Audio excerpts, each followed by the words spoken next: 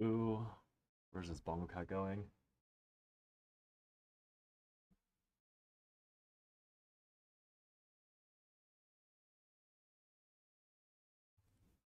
The heck?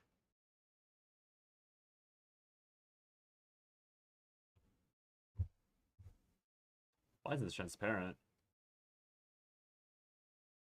카오스 제로 나이트메어.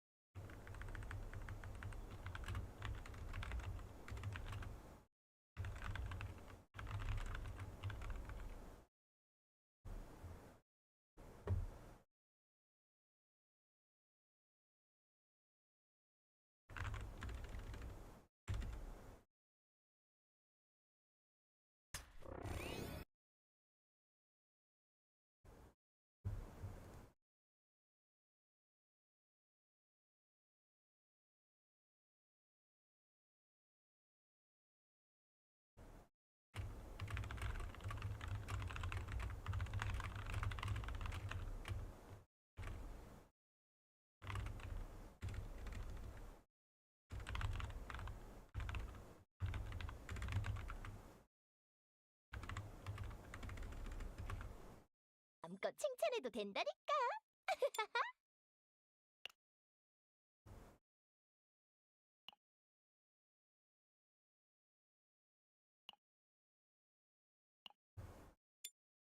어디 그럼 몸 좀 풀어볼.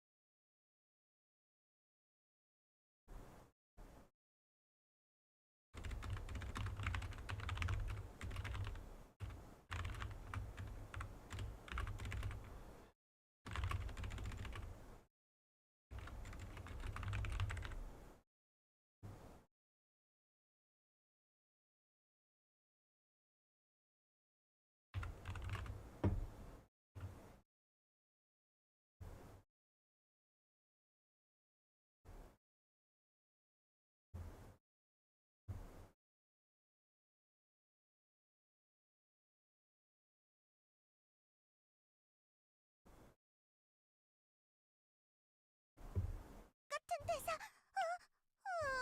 안 떠올라요.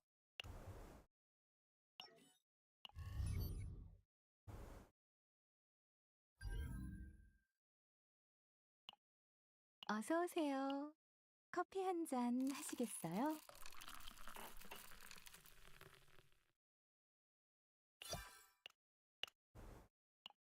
함장님, 승인을 기다리는 정책이 있습니다. 검토 부탁드려요.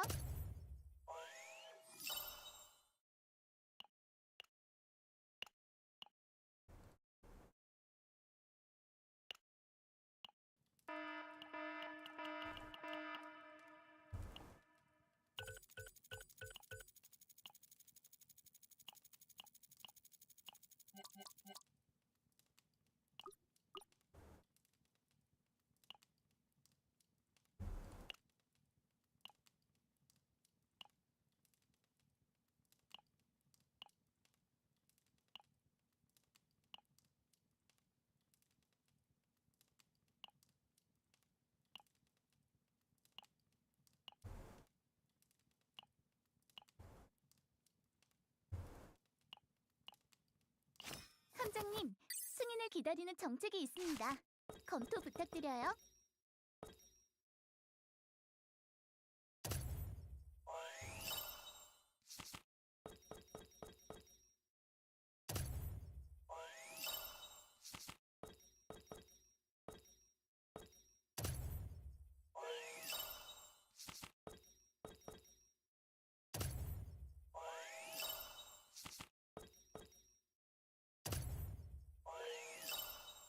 모든 안건을 확인.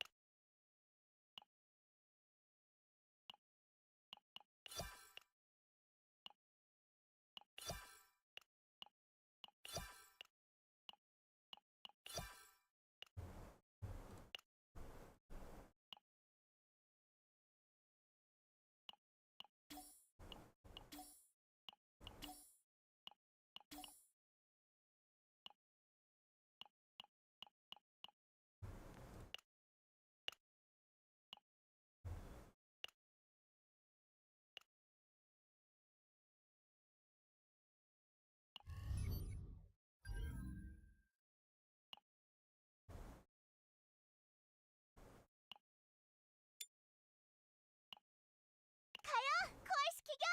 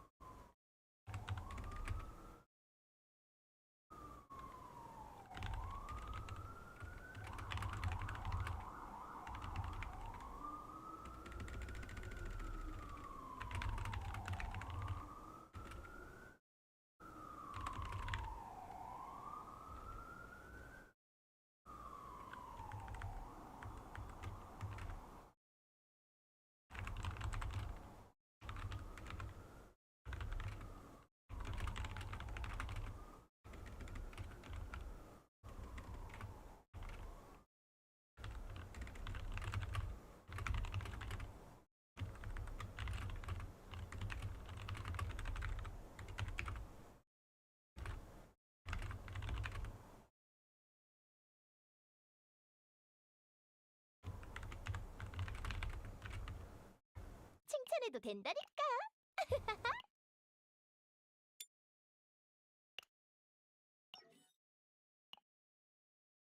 신의 말씀을 들으러 온 걸까?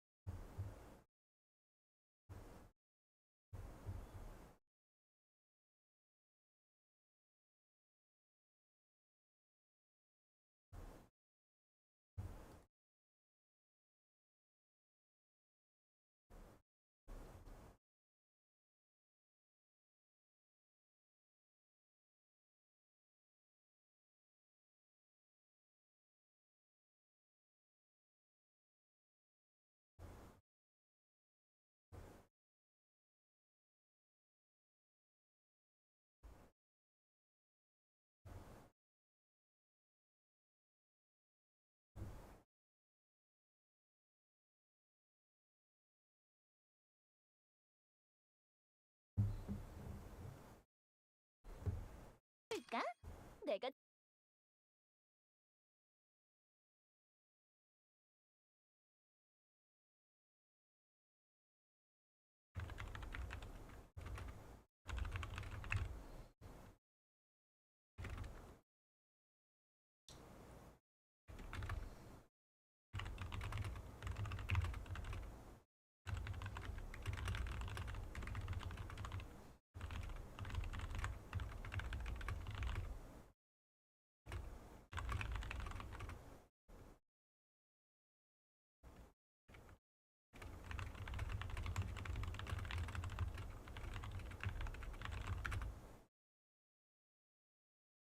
짱 같은 대사.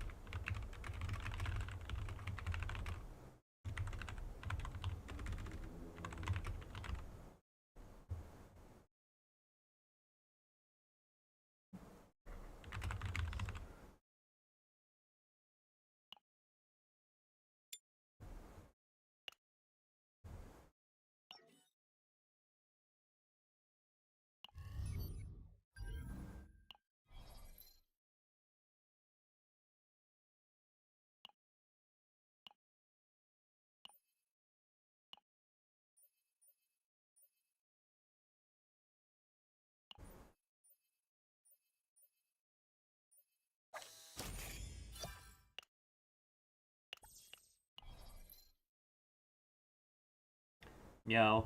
Hey, Donut.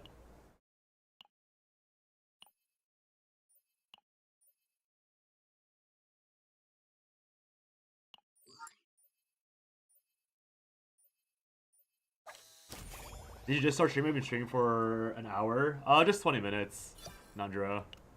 I did not start stream on time because I was like, I didn't really have a reason to stream today because of how dead the game was, or game currently is.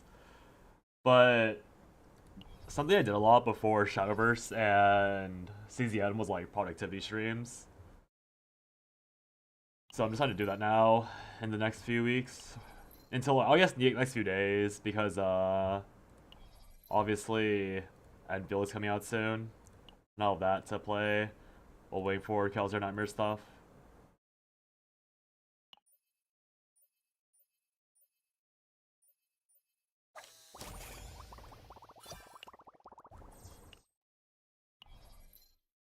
Definitely one of those streams that's gonna be a lot more boring for YouTube because I'm just blasting music right now. I could,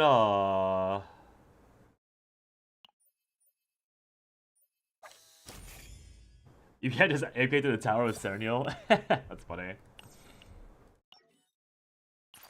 Yeah, I haven't even bothered because I want to record a video again with it. But it's like such an uninteresting video topic, but yeah, I heard you can't redo it. I waited this time to see if other people would do it first.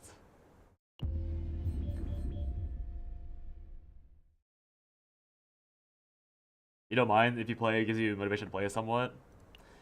Yeah, I'm just saying that on stream in particular, it'll be boring because you can see the radio on like the Twitch stream, or you can see the music video on stream itself, but the audio's not coming through to Twitch because YouTube like spams me with like copyrighted music issues,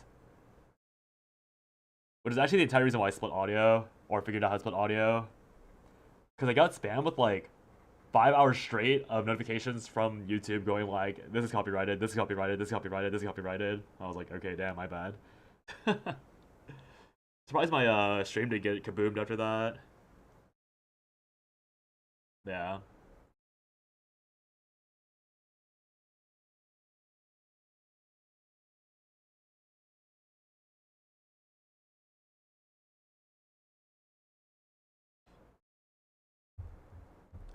I don't really know what I'm supposed to do on this game.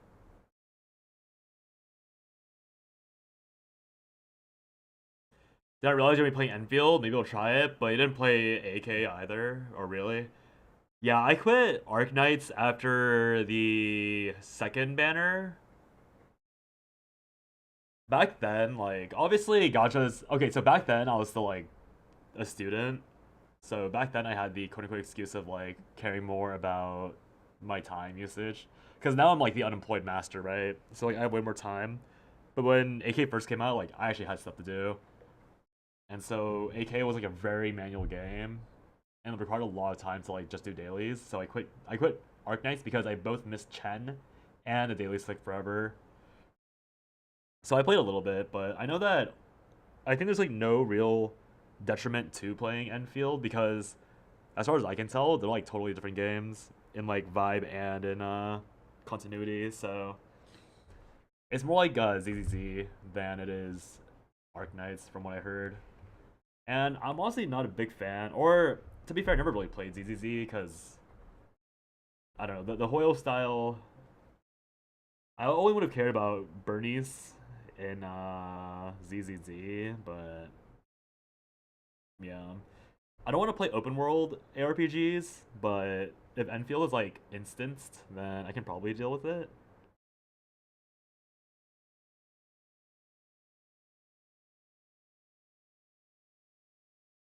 You don't really didn't like it, probably because you're more of a card game and or auto chess enjoyer.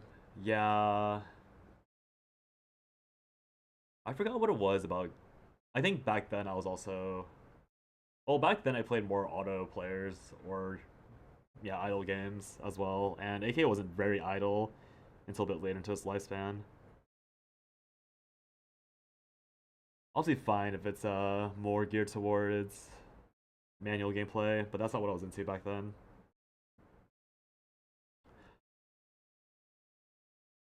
There weren't many card game gotchas back then, if I remember. Yeah, I'm only gonna give Enfield a cursory try because Enfield releases in 3 days, and so it'll be another 2 weeks. Like that'll fill the weekend, the two-ish week gap between, or for like this entire dead week, right? So that's the main reason. You don't want to play open world anymore? Yeah, I'm pretty sure Enfield is not open world, so it should be fine. Also, I changed my mic setting, or I think you can probably read chat or read the screen, but I changed my mic settings so that you can hear typing, because I know that there's like if I didn't have the typing on, people coming in the stream would like just hear literally nothing if they're on YouTube. Not that I think that typing is actually like interesting to listen to at all, but just some more audio simulation. Also, it's weird because there's apparently a lot of popular IP card game gotchas at the moment. I mean, that's true. There's like Pokemon, Yu-Gi-Oh, but they're not really gotchas, are there? Are they? They're like more like, unless you mean like Mori memes and like the other stuff, which I can agree with.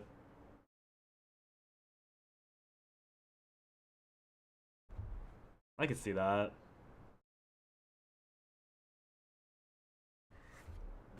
I was gonna stream my iPad screen, but there's no game I want to play on my iPad. I guess you could open Dragon Traveler, but I already done my dailies. So there's not much point in Dragon Traveler, I think. One Piece Dragon Ball, you misspoke, not gacha, just TCG. Oh yeah, that makes more sense. Yeah, Dragon Ball's pretty big, or actually no, I don't think the Dragon Ball one's big at all. But One Piece is huge from what I remember, especially in the States. I know that it's actually not as as large outside the States. Give me 1 second.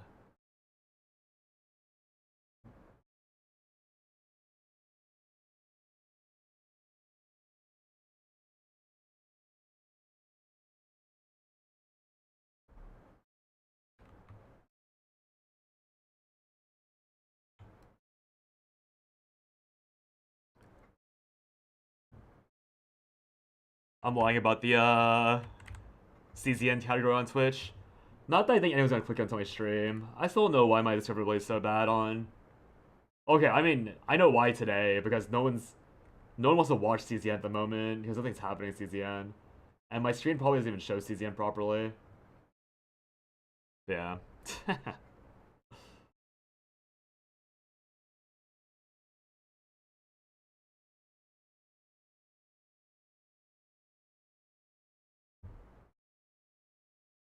One Piece is quite big. Apparently, voice actor for either Zoro or Sanji plays and topped the recent event. Yeah. It's massive. My IRLs play it. Or I know, not my IRLs play it, like, generically, but a good amount of my IRLs play it. When I visited home, like, a year and a half ago for our friend's wedding, they were already, like, into it, and they've only gotten more into it since then, I think. It's nice. I mean, it's nice knowing that there's a gacha game, or there's a TCG game that's actually popping off as of late. Because I feel like that's usually pretty rare.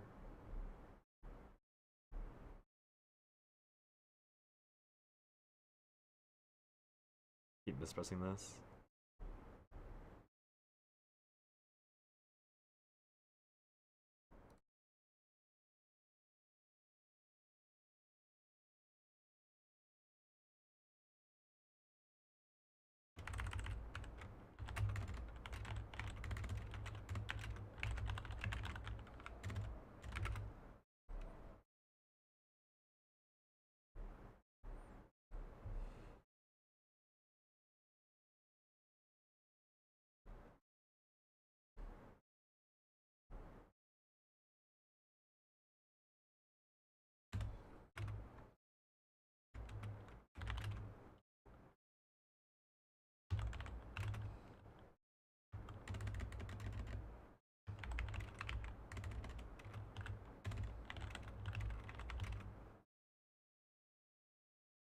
That's wild to you, but it's cool. It's rare because you feel like you give Magic the Gathering more, you're gonna always gonna play or never gonna play. But I feel like with One Piece, people who didn't think were TCG players are playing.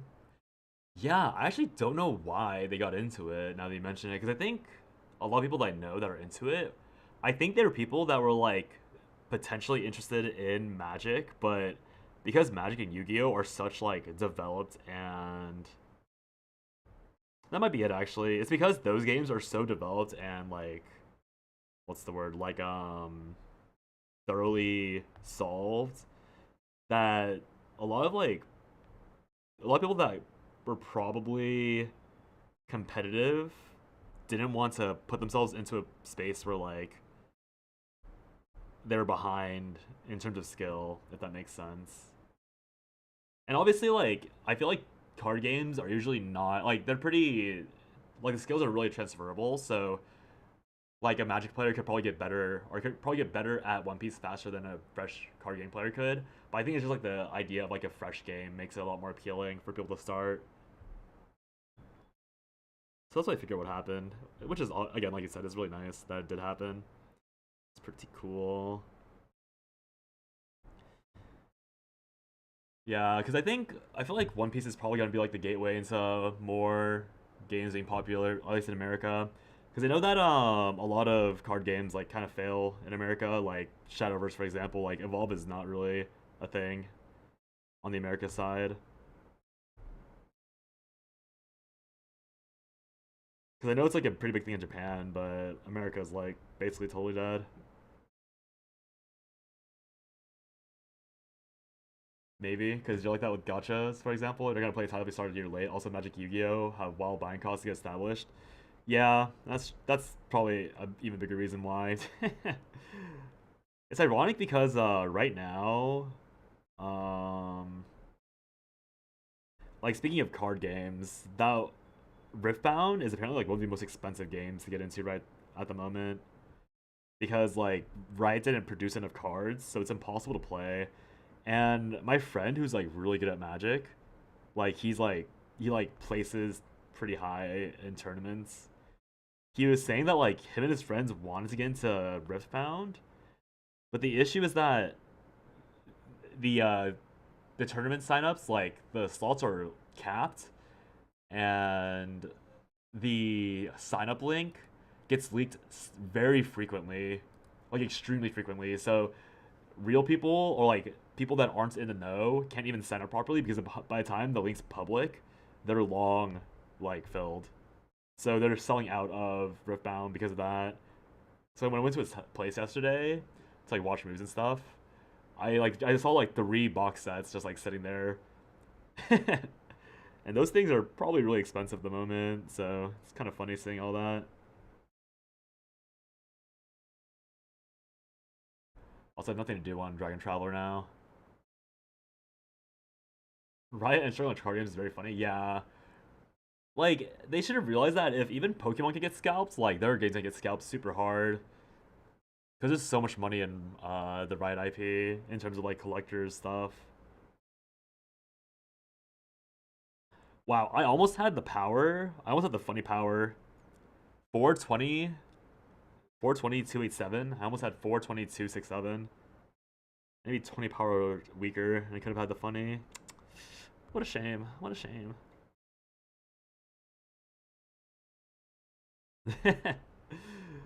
Dude, what am I supposed to do in this game right now? I'm just like vibing, which I guess is not a bad thing, but I see that Zoxus is like constantly streaming Dragon Traveler for like hours, and he has good viewership, which is I think is really cool. But I don't know what he could be talking about for this game for like more than an hour. Maybe oh no, okay. I think I can realistically see someone playing this game for 3 hours when they're doing fresh prog. Like if I got up in the morning and immediately started streaming this game, I could probably stream this game for like 2 hours. So maybe I'll do that from now on. Like or probably tomorrow and the day after until Enfield pops up. I'll just wait to do my Dragon Traveler stuff until I start stream. But it's like, what could you do? Like, if you're done with dailies, what else could you be doing in this game? I don't get it.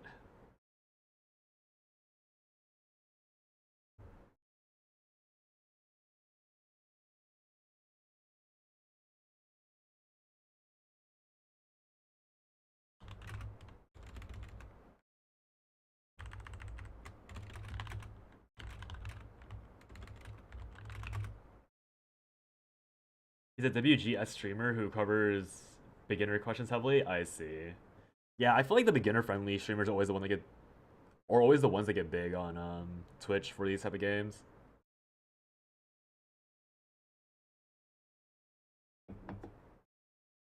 That's good for him though.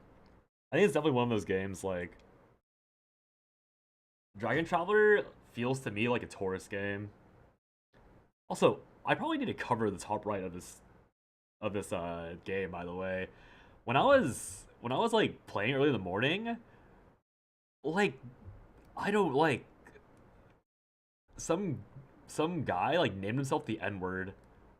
Uh and like I just had to read, I like, kept looking at chat because it pops up obviously, right? And like people just keep saying like borderline slurs in the chat. So I feel like I could actually get in trouble for like showing what's in the top right. If like, I mean, I don't think it's not that deep, right? I'm not a big streamer, so I'll get away with it. But I'm just like, what the fuck? Like, why is that not censored? 10,000% tourist game? Yeah, it really is. There's like no two ways around it. DT chat and Discord are insane. I mean, yeah, like, it's the worst part is that like, who was surprised? Like, this is the exact type of people that you attract when you title your game as like the waifu sim. Also, why can't I swap these around? Whatever. Like the advertising for this game would obviously directly attract these type of people, so it's not that surprising. It's just like, oh wow. just wow.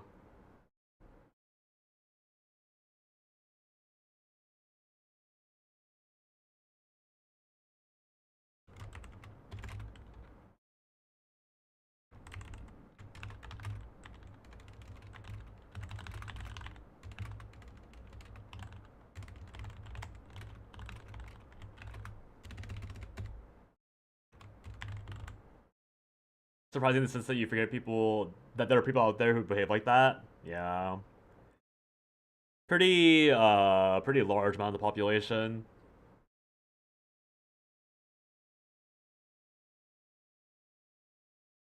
Yeah. I'm rooting for him to like get a bigger following from that game. He was one of the people that participated in Suchi's event that I did like a week and a bit ago. He let me be honest, like I I don't know if I gave my thoughts on that event before, but God bless Suchi's heart. I think me and him, I think he realized more, but I didn't realize like how casual everyone else was gonna be, because he obviously he said that he was gonna invite like better performing or like bigger brain people. I guess maybe bigger brains not the nice way to word it, but he was going to invite people that were like way more sweaty or like theorycraft heavy than just me. But like me, because it was me and then like four other people that he hosted, and then one of the hosts, one of the commentators, and okay, so the two commentators were Poor Coco and Thunder Raja, and Poor Coco is actually like a smart-ish player. I only say ish because I don't know. He said himself that he's not a theory crafter in the sense that he builds ideas by himself. He's more of like a person who takes existing proven ideas that work and then refines them. Because Poor Coco is like top 10 Great Rift player, right? So he obviously knows what he's doing and he knows like how to optimize stuff, but he doesn't bother like making new comps because he doesn't feel compelled to. So it's like me versus five people that like didn't really know how to make team comps. Like I think I mentioned this like last week already, but it was like kind of baffling that I had more points than the other four people that participated combined, and Zoxys was one of them. And okay, Zoxys, to be fair, was super chill. I have no problem with Zoxys in particular, but there was like, but the other host, Thunder Raja, and like one other person were like really talking up their like game knowledge, and I was like, and I got excited because they were like talking as if they knew how to play the game. Like again, Zox is not one of those guys. He was like super chill. He talked about like some cute ideas, but he obviously has like other stuff to do. And he didn't strike me as like a theory crafter or a theory crafter wannabe. but some of the other people did strike me that way. And then they had like almost the worst performances. Like somehow the more casual people outperformed them. So I was just like, wow, like that was just sad. He's an enjoyable person, seems reasonable, keeps cool. I'm surprised knowing Zox playing that event. Because the vibe you got from him was that he's big on theory and testing. Oh, really? Then yeah, maybe it was. I mean, maybe it was him. I guess I'm trying to be nice, but it was like it was Thunder Raja and one more person because Thunder Raja was like high key backseating me, and yeah, he was just straight up backseating me the entire time. He was saying like, oh, why didn't Yanni Flakes like why isn't he stacking up a Swifty? Why is he playing it this way? And poor Coco was the one that was like seeing my plays and understanding like he like poor Coco didn't realize that, or because obviously I was using Hugo to like maintain commence the hunt stacks, right?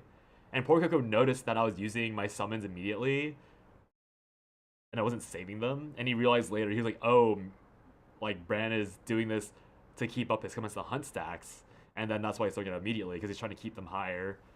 And then the other guy was like not understanding it, so I don't know. The event was fun, but I think it was disappointing from the aspect that like I was hoping that there'd be more theory heavy people, because literally like I know that Suchi and Porcoco and them like talked really well in the event because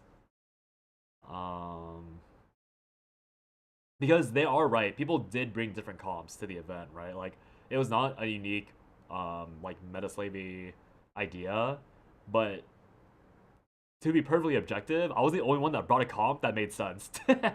Everyone else just brought a comp that like worked in some other capacity, but I was the only person that like brought something that was meant for the competition. Like it's like I looked at Great Rift and I tried to make something that worked for the Great Rift that wasn't what meta was, and no one else did it. I was like kind of disappointed by that. Casting gachas is always so weird to me because it's always supposed to pick up people on the street to cast. Oh no, yeah, definitely. That's not just gachas, by the way. That's every small game. Like the same thing for Eternal Return that I talked about a while, or like I think last stream. Because you have to remember that like, again, like I used to cast Eternal Return, and when I was like back in college, the only reason why I even have casting experience is because back in college, some random dude like asked me. I used to be active in StarCraft. And so I was like really active in like a few StarCraft community discords, and some guy asked me to cast this community tournament. And so that's where I got my casting experience, and I showed my friend, or like I showed a friend I made in the Eternal Return discords, like that experience, and she was like, oh yeah, like you can cast. And I was like really chill with a lot of like the active tournament organizers in the beginning years of Eternal Return. So I was also that like person off the street that ended up casting a good amount like community stuff. So I totally get it. Like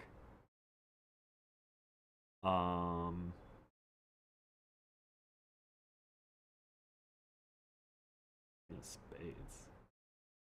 Because I totally get the vibe, because that is what it is. Because like people that are more serious about casting, like the ones that sound like the ones that don't seem picked off from the streets, are almost always demanding commission or payment, unless it's purely from the good of their heart, which is very rare for stuff like casting. So that's why yeah, that's pretty much exactly why it feels like they're just from somewhere random. It's because they are, because the actual high quality people demand payment almost all the time.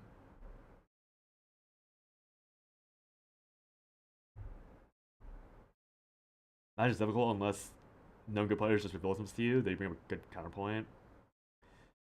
Yeah, because again, the same thing happened with the Eternal Return, where we had a casting duo that cast literally everything for like like from beta, or like I guess there's two major beta phases for Eternal Return.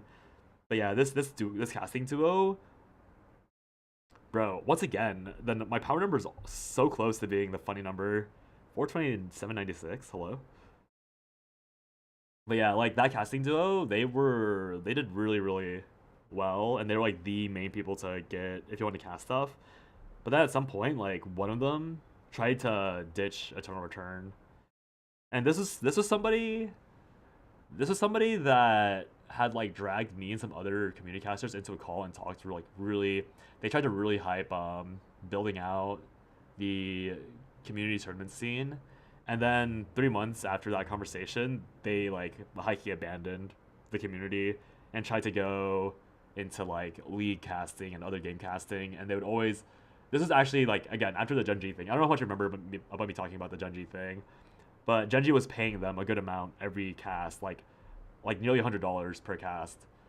And so I think they got in over their heads and assumed they were highly valuable, which in the tournament return community they were highly valuable, but that's why I say like the people that are more serious about casting will always expect a fee, and no one can really pay that fee. And I think like a pitfall that a lot of people fall into is like assuming that their clout from a community will follow them through to every other game, which is not what happened for that caster, unfortunately, because they eventually came crawling back to tournament return. Crawling back is kind of like an aggressive terminology because it's like it implies some sort of like pathetic, like connotation. But to me personally, it was that way. I was like very unimpressed by them coming back because they literally disappeared from Eternal Return for like 6+ months, and then they tried coming back and all that. They like cut off community, like they changed their Twitter, they changed their handles, and then when everything didn't work out, they were like, "Hey guys, I'm trying to get back into Eternal Return casting." I was like, oh brother. Some games just don't have good transferable skills for grasping game knowledge. Yeah, pretty much. It's unfortunate, but it is what it is. Especially with things like gaming, especially like because of how niche some games are, it's really easy. It's like it's the epitome of the small fish in a big pond, right? Or a big fish in a small pond. I reverse the term. That's really funny. But like literally every game, unless it's one that has insane popularity from the very beginning, every game is big fish, small pond. Like all of these indie games, all of these early release games, no matter what game it is, like there's a certain point in the game's lifespan where it is a very small pond, and there will be people that like feel like they're really big fish in it. Like that happened in Eternal Return. That happened in like the fighting game I tried playing for a bit, Duels of Eden. That happened in I think it like low-key happened in Shadowverse for the English community. And it obviously happened. It happens in Chaos Zero Nightmare, obviously, where like people think that are really good theory crafters and deck builders, because I mean, okay, no, I take that back. It happens a lot in gachas because a lot of gacha players will never show up in communities, right? For example, you not be a caster for MTG and then transition to casting League. Yeah, but ironically, like I know you can probably figure this, but like people like a small town caster for MTG or like a small community caster for MTG, if they got a chance to cast for a league tournament, they would snap at that shit instantly.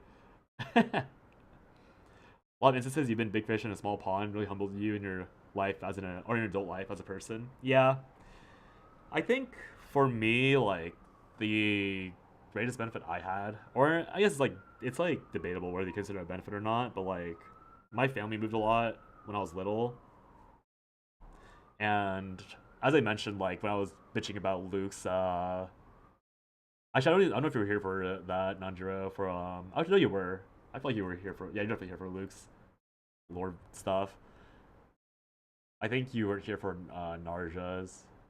Yeah. I was thinking of the Narja's trauma code, but yeah, you're here for Luke's thing. Like as I mentioned, in the thing, like I know smart people, like the friend that I went to watch movies with, or like who I visit weekly to their place. It's like it's like a social gathering that from like with high school friends and some other mutuals that they've met. Like that guy's like waiting to be sworn in as a lawyer. He just finished law school recently. Like I've known him since like 7th grade. Super smart guy. Like he was the guy that ironically got me into like gaming for real. Cause look at the story that made me hate him. Yeah. I remember. You know, watch Naruto review analysis. Try to watch it tomorrow. Oh yeah, take your time with it. It's obviously there. It's obviously there for Oregon stayed there for a while. But yeah, this guy's he got me into StarCraft, and I guess the lesson I learned with that was more like there's a lot of pawns that exist because I remember like I went to his house to play StarCraft and I lost to everybody obviously. Like I played AoE 2 when I was little. I played like a little bit of Age of Empires 3. I played some other like RTS games. So like I knew what I was doing, but they like him and his friends or him like and my future friends at the time, like they owned StarCraft. They all played StarCraft like a lot. And so I had to like high key practice and learn it. And then I think like it took me like 2 months to like be better than most of them, except for that guy in particular. And keep in mind again, like these people were also like very academically intelligent. So for me, like it meant nothing to me that like I was better than them at StarCraft because I knew that they were way better than me at like quote unquote more important stuff. So I got lucky because I was taught I like figured or like I like understood early that just because I'm good at one or two things like doesn't mean that I'll always be the best. Like if I expand my horizons or anything or like swap stuff. And unfortunately with unfortunately like in life and more so in gaming, like there's a lot of people that don't have that what's the word? That don't have that self awareness. And obviously like some like a lot of like most of these people in these communities are young, so they'll eventually learn into it, but some people are like old people that like never properly adapted or like whatever to that concept. There's a lot of pawns that exist. Never actually played StarCraft. Oh, you didn't miss out on much. That game ruins ruined a lot of wrists, to put it lightly. That game was it was a lot. Dude, I hate fighting Athena. Can we not fight Athena in main story?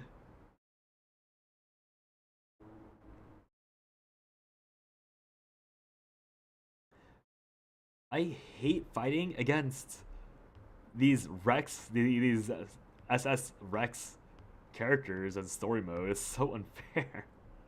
Please.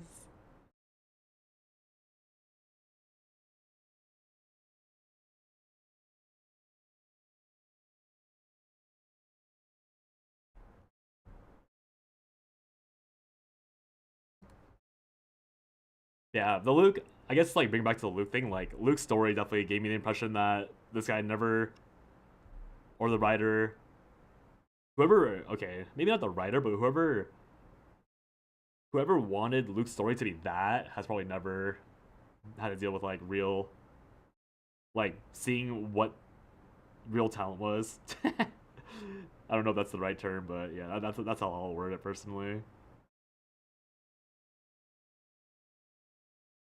Like anyone that thinks that chess is unironically like a proper measure, or it's fine if okay, I guess the better way to put it is that it's fine if you think that chess is like that sort of game that shows talent like that, but to use examples that they use just so baffling. Personal reflection and self review is something that doesn't happen unless you quite literally go through some crushing defeats. Yeah, that's true. Yeah, you don't have to self reflect if you never go through some sort of pseudo trauma. Okay, what should I do on my iPad?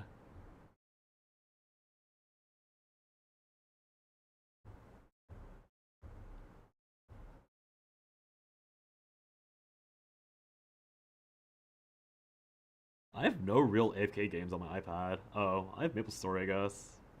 But that's not really fun to watch on idling. Also, my phone's handling that.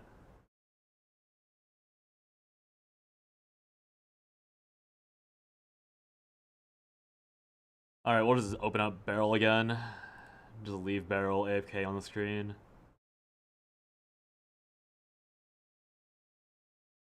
Oh.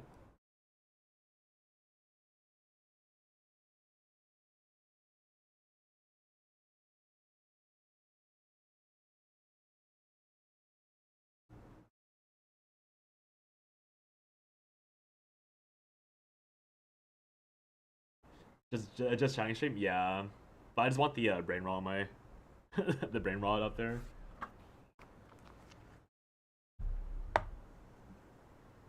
I do have a lot more like AFK things. I think I could play Grand Blue, but I don't know. Grand Blue side games has been weird recently. Obviously, my ethics and morals do not extend towards like boycotting gacha companies. Because if it did, I wouldn't have played HSR, and I probably would have quit. I would have uninstalled Uma Musume and all that because of side games recent AI studio stuff. But all that to say that like, or I also would have not played CZN because CZN has the AI art allegations. But yeah, the side games just like openly revealing that they have like a company or a subsidiary that will produce AI art assets is like really weird. You've actually not played Grand Blue either? Well, that's another one of those games that you're better off not touching. Grand Blue is the original hell. That's probably the best way to word it. The original and still existing hell.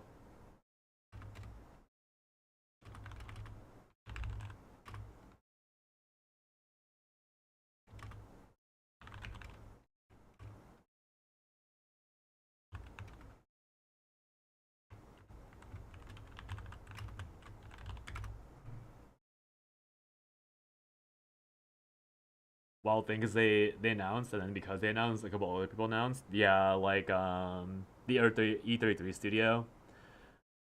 I think I said this before about like art itself, but my take on AI as a reference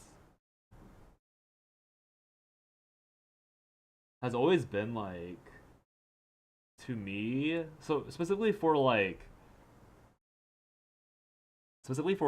art design, like to me it's like if your engine is using your own art, then to me that's fine as long as it's for reference and you're not selling that like subtly. Like if you're an artist and people want you to sell your own AI generated art, as long as it's like your own stuff, like you fed it your own stuff and you trained it off your own stuff. Obviously, there's the entire like ethics of like that AI tool in general was probably trained off of stolen work.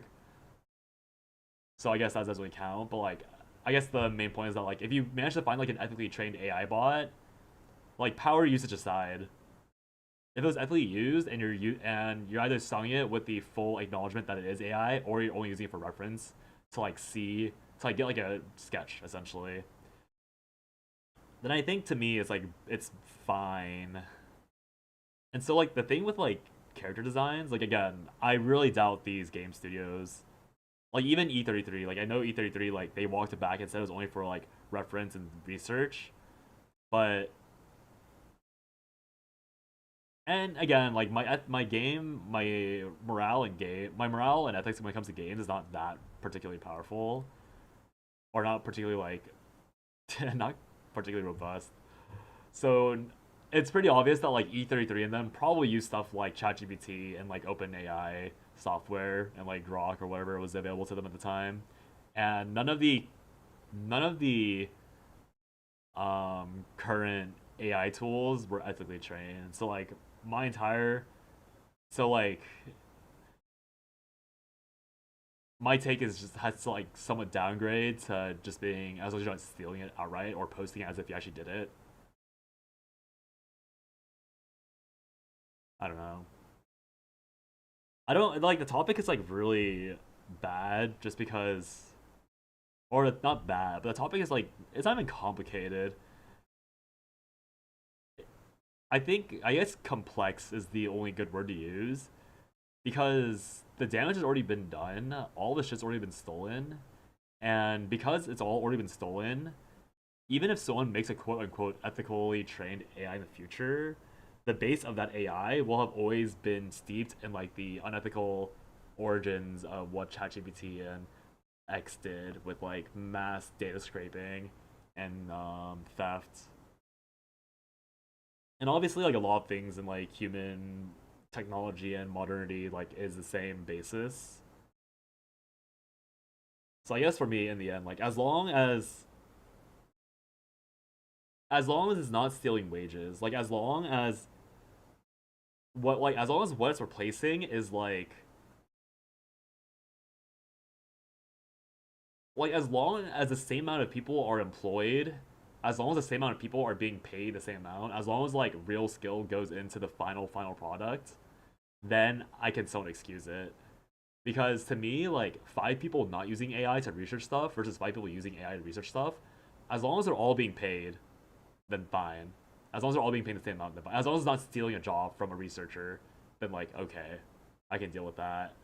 But if the AI is being used to like replace like a team of artists, like instead of a team of artists, they have one artist who edits the AI, then obviously I have like that's where my massive problem comes in, or where a massive problem comes in.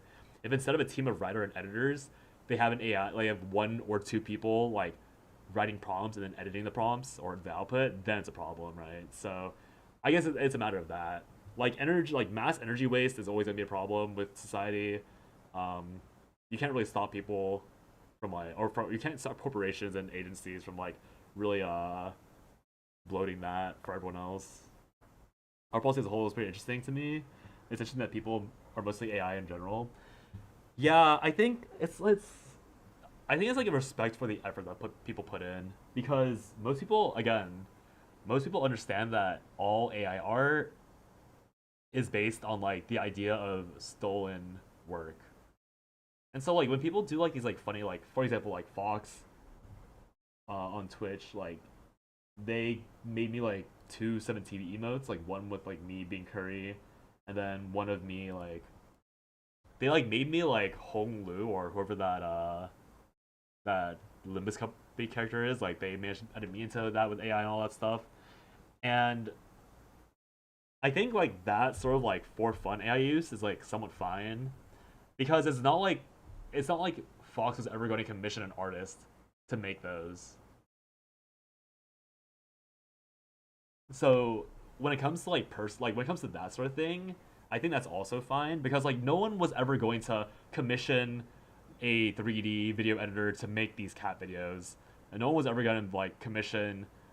Fox was never gonna commission an artist to unironically make me Curry at some point. So that's not really stolen work and stolen wages. That's just like someone having a funny idea and then finding like both not wasting someone's actual time, but also like getting the concept like actually out into like reality. But on the other hand, I guess a lot of AI artists probably have the same idea. But I guess the main thing is that like Fox is also not an artist, and I don't know. I probably should have asked them at some point, like if they ever had an intention to learn how to draw, because I think the difference between someone like Fox making like funny emotes and stuff and an actual self-proclaimed AI artist is that the AI artist is claiming that they're making art and producing something unique and creative, while someone like Fox or people that make like those like funny cat AI videos, they're they're just trying to make memes. It's like no different from them using like a meme generator and a format. So I guess it's all about intent in the end, and obviously with all things that require intent and interpretation of intent, it's like people can just lie. People can just lie about what they actually mean and what they want to do.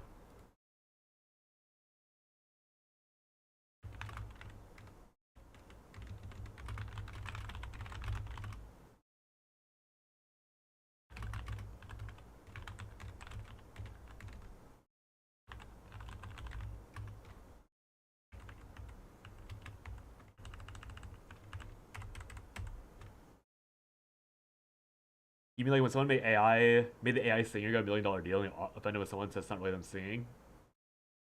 Yeah, pretty much. Like because AI, because I'm gonna start. I probably said this. I'm starting ads on Twitch. I think only Donut's lurking.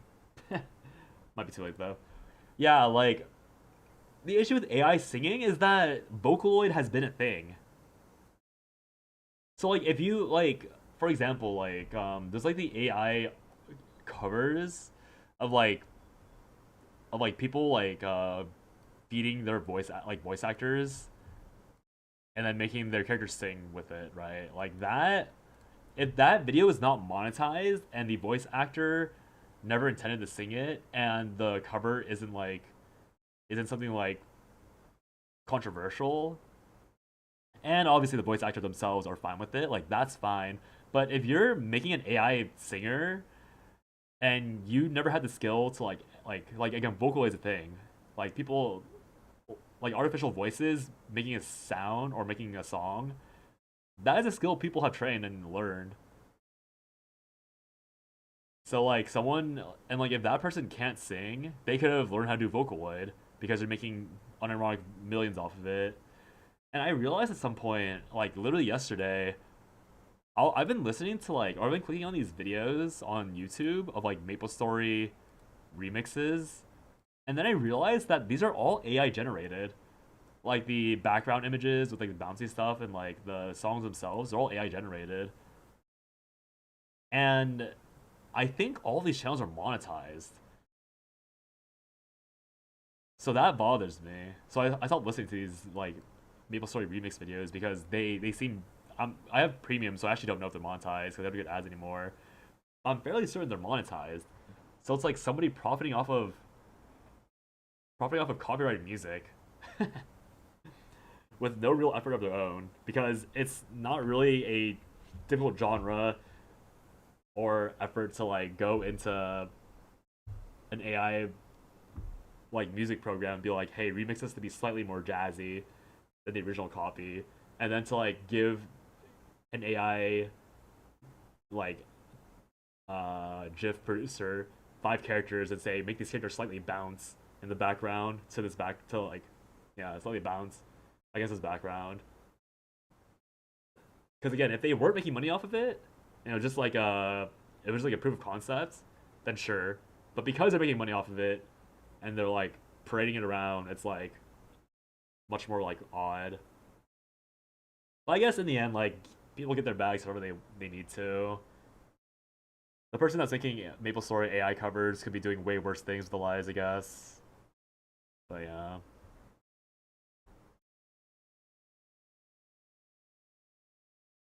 Yeah. Because like all that said, like there is like I don't know, it's such an odd like metric because you have so many people that like have that like coded, for example, like scalpers, like people that like probably have like coded their own algorithms to like snap up boxes the moment they get released. Like that is an AI, and the effort's probably not even that hard because they probably went on like GitHub and like took someone else's code. And obviously, like these scalpers have like probably have a much worse reputation than like this Nexon copyright scalper or like AI editor, right? But I guess in the end, my point is that like there's way worse low effort like money grubbers that exist, like day traders. Like I guess day traders like aren't really doing any harm, but they're not really producing real value. But like day traders obviously like they're making like tens of thousands of dollars a day sometimes just by like moving a stock around. Like incredible. So that's why like I guess that's why in the end to me it's like is it a corporation doing it and our jobs being affected by it, or like is it like a matter of like reputation, like is it harming someone's reputation or like causing people to think a certain way about somebody or something that actually has relevance. Because like if it's something for fun, it's really hard to. Yeah, that's why the opinion is like if it's for fun, it's hard to impossible for me to criticize it. But if someone's unironically like using it for an agenda, then I feel like it's like criticizable or like it can actually be like roasted. Yeah, it's like complex. It's like not complicated. It's not like it's not like it is kind of deep because that's what complexity is, But it's just like a weird topic because you can have there's so many like parallel view or parallel things that exist in the world.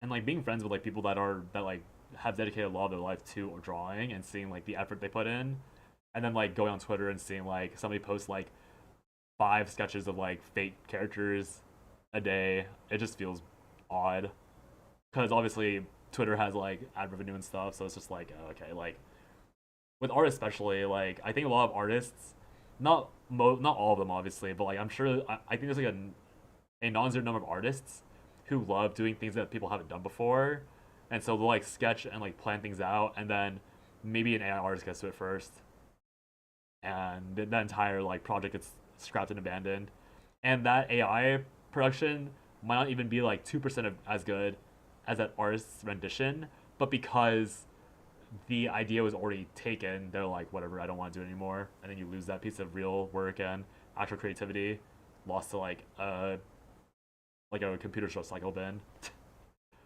But yeah, I think that's why art and writing are like the two biggest losses because I'm probably not like the best voice on this because I am a skimmer. Like I read like really really fast, and obviously when you start reading super fast, you lose a lot of the nuances that people put into like their writing and like intentionality with their words.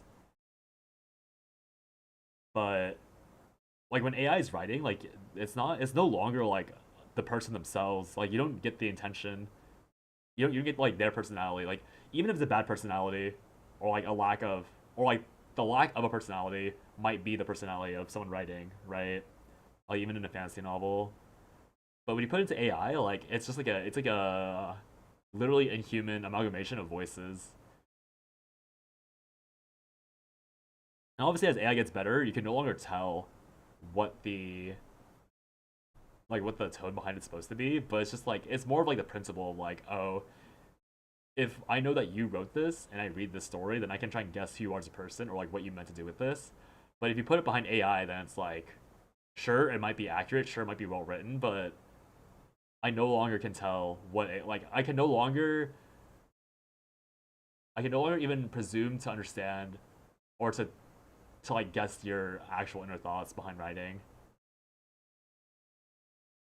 For example, the stuff I think most people agree on, if it takes real jobs gotta go for artists and people in vocal work, it's probably very stressful. Yeah, and the worst part is that, again, with corporations being like the rats they are, like that definitely is the most real thing to go.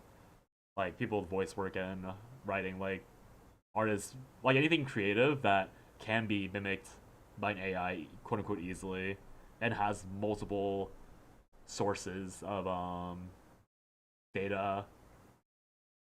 It's just what's even the point? Like obviously like I can AI out um like Benedict Cumberbatch into like narrating a CZN character, and I can make him sound good, but you lose like his entire interpretation of the character.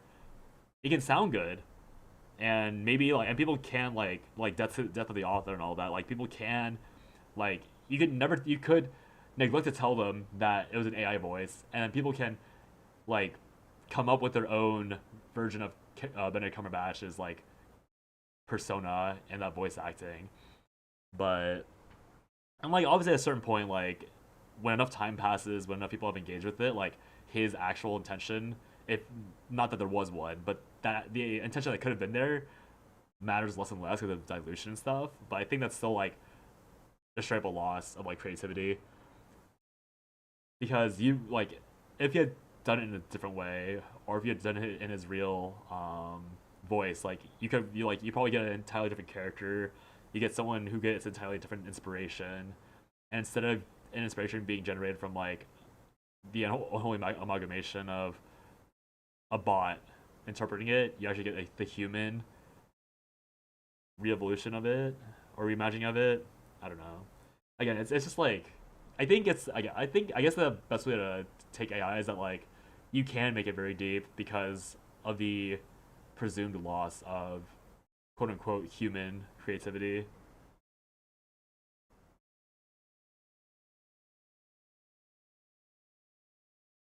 You know, for me, if you can relate to the writing aspect, because you're someone who sits on the aggregate sites reading several titles a week, so you're lost in the sauce. Well, when I say writing, I don't really mean like headlines. Or okay, headlines are interesting because from what I remember from like journalism and like media bias, you can actually glean like political, maybe not political, maybe political is the right word, but you can glean like someone's personal viewpoints or the corporation's viewpoints based on the titles, right? So that by itself, ironically enough, like if it's like a media company, their headlines at that point you don't really need like it doesn't matter if it's AI or human, right? Because that media corporation will be sanitizing these headlines to begin with, or the person or the journalist who is AI generating it intentionally selects a headline. I'm speaking more of like I'm speaking more of like fantasy novels or like longer form writing. Like anything that's more than like I say like anything that's more than like 600 words or like 600 or more. If that's fair. 600 or 500 more words of something that if it's summarizing something, then I say like these are very arbitrary word counts. But I think if it's exploring a novel idea, then I put out like 500 or more words. You probably have someone's voice. But if you're summarizing something, then maybe like 3 paragraphs. Because obviously we have like a lot of ChatGPT AI summary things that can like summarize something really easily. But even when someone tries to distill or summarize an idea, a lot of their personal biases can be present in that. Like the words they choose to say, the ideas they choose to focus on. And I feel like stuff like that is only really I think summaries are something that you can only really feel the human behind if you know the original topic or know the original material. So I feel like aggregate sites, like if you're also like translation is an entirely different issue, because from you said, I guess would be the exposure of artificial intelligence competition to a level that is literally not humanly achievable. Yeah, I'd say it's mostly like yeah, because like okay, I think I talked about this a while ago, but this is probably before you were like actively in stream, Nanjiro. Oh yeah, it definitely was before this. So at some point, I think during like my last productivity stream, like months ago, I brought up the like unfortunate reality that I feel like a lot of so actually I don't know if this is true like in Asia, but like I know that for Western audiences or Western writers, like a lot of I think I might have already mentioned this actually. So there's 2 titles I'm thinking of. One's called Dungeon Crawler Carl, and the other one's called The Wandering Inn. These are both now published novels that originally were on Royal Road, and Royal Road is like one of those sites where you like it's essentially like a digital magazine where people will like post chapters at a technically regular basis to like populate their story, right? And so I was saying like in one of my older productivity streams from like last year that like what's that noise? I wonder if the mic caught that. I was saying that like a lot of like modern writers, you're probably unironically forced to use AI writing tools to like produce the slop that is popular on those sites. Because like I think soul leveling and those type of stories is the reason why I have that belief, because soul leveling stories like soul leveling and the like soul leveling, I'm sure there's real depth, right? If you read the light novel, I'm sure there's like real depth and like real ideas, but the reason why people like soul leveling is because it is slop. It is aura farming, power leveling, self insert, hyper competency slop. And when you get to the point where slop is like good enough, like literally just good enough for most people, then AI becomes good enough for those type of readers. Like for example, there was like that one Japanese light novel competition where the winner was using AI to write it, because as it turns out, like to be a good light novel, you don't have to break the mold. You don't have to be like You don't have to think of like novel ideas that only the human mind could produce. You just have to do something that people already like very well, and AI is possible of doing that like very serviceably fine. And what that ends up meaning is that the title that this person produces is probably like it's definitely readable. It's probably entertaining, but it's not entertaining because it does something like truly interesting or engaging. It's entertaining because it's taking the tropes that people like and then just like make another Frankenstein off of it. So I'll take my time to like flame Wuwa for this. So Stucci finished 2.2 yesterday, and I know that a lot of Stucci's viewers really like Wuwa. And I had okay, and like again, this is like as a person who's not like the biggest fan of Wuwa, I'm like the last person to be giving a real criticism of it because I didn't even watch his stream properly. I didn't watch a video of it properly. I read the wiki for it, and not like wiki summary. I read the dialogue on the wiki, so like I was like and I was skimming it, so I wasn't even reading it fully. And so, Wuwa being a game obviously means that it has visuals and animations, and because it is a visual medium, that also means that there's a lot of like expressions. Keep your current thoughts in the next comment. Requires several comments. Oh yeah, it's all good. But yeah, so like Wuwa's like, so like obviously being a visual like Wuwa and Genshin and all these other like Hoyo-esque games, like they're all games that end up being like glorified slash glorified is like a negative term, but like you can call them like extremely upgraded visual novels. So me saying that Wuwa as a story is like a bit disingenuous because Wuwa is not just a story, it's like a visual medium, right? Like you can call there's probably a lot of classic movies out there that are if you distill it down to like just a movie or like just the story, like what the characters say and the plot moves, all of those are probably objectively bad, but because the actors are good at acting, because the directors had beautiful framing, because like there was like real emotion being poured out, like that's what makes it good, right? So I can fully accept that Wuwa is that type of story. But because I'm more of a book reader, like because I'm more of a book reader and like I want to like eventually like write a book or like I enjoy like making up like fantasy stories and like trying to write them and then failing, like I value more of like the generic plot because to me um for me personally, like just the way that I read and like I judge stories, like I want to see like if someone does like a derivative of a cookie cutter plot line, I want to see like something different or something like their take. I want to see like how they adjust it or how they transform it, I guess. And Wuwa is the game that like doesn't really feel like it's satisfied, or at least 2.2 was not a patch that satisfyingly transformed the self-sacrificing like deity archetype. Hey Rainchog, what is this cat? I have no idea. It's a paint splotch. I think your point holds true for all genres. Sometimes aiming for basic entry level appeal is better than anything. Not to shade, while totally shading is part of why DBZ is so loved. I just realized I should probably put Twitch chat somewhere.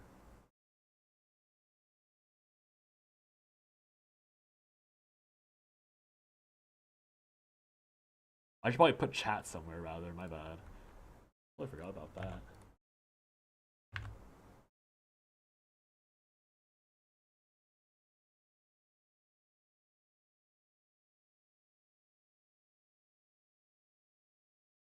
Huh.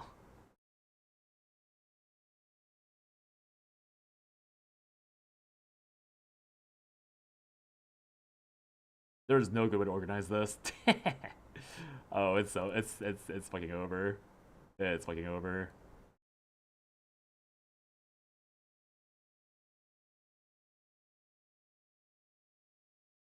Oh my god, bot popped up while I was organizing this.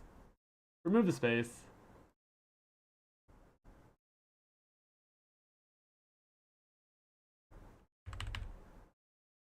There we go. The ugliest possible stream format I've ever done.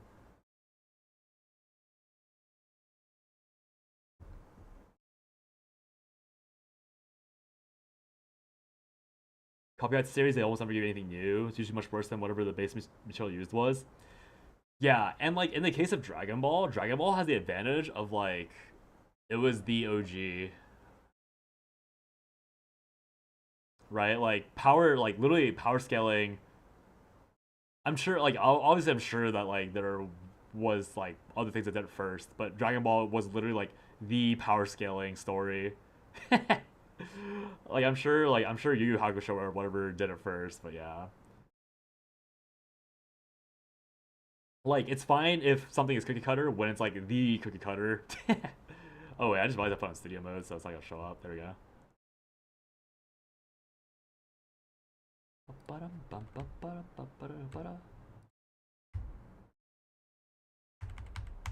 there we go. Wait a second.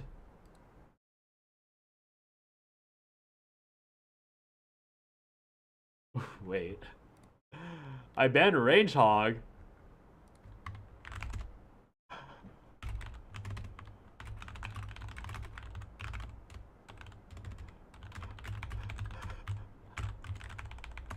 Wait, I banned the wrong person.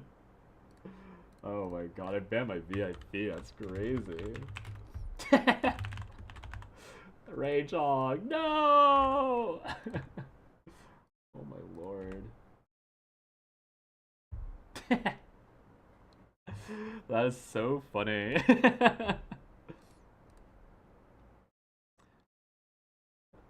Rage Hog, this is the Twitch ban? I won't joke about deleting the space ever again. That's so funny. I like clicked. When I banned you, I think I was like, did I misclick? And I was like, no way I misclicked. And I didn't look back until I didn't look back until I finished adjusting stream. And I looked at my DMs and I looked at Twitch chat and I was like, oh my god, I missed. It's so funny. I think when it's done well, I usually don't care. I can appreciate the title for what it is.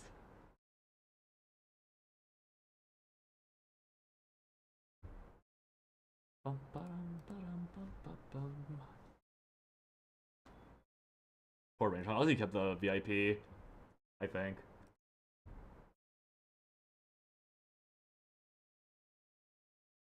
Sorry.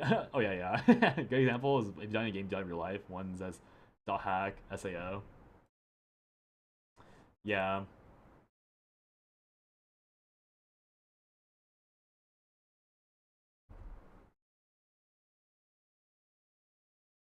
Although I feel like ironically the if you die in game you die in real life, that's not a very common story. Like I guess I mean obviously all of them, like for me personally, like I never watched .hack, so I'd be comparing all of them to SAO as my guideline. So I guess like if I was being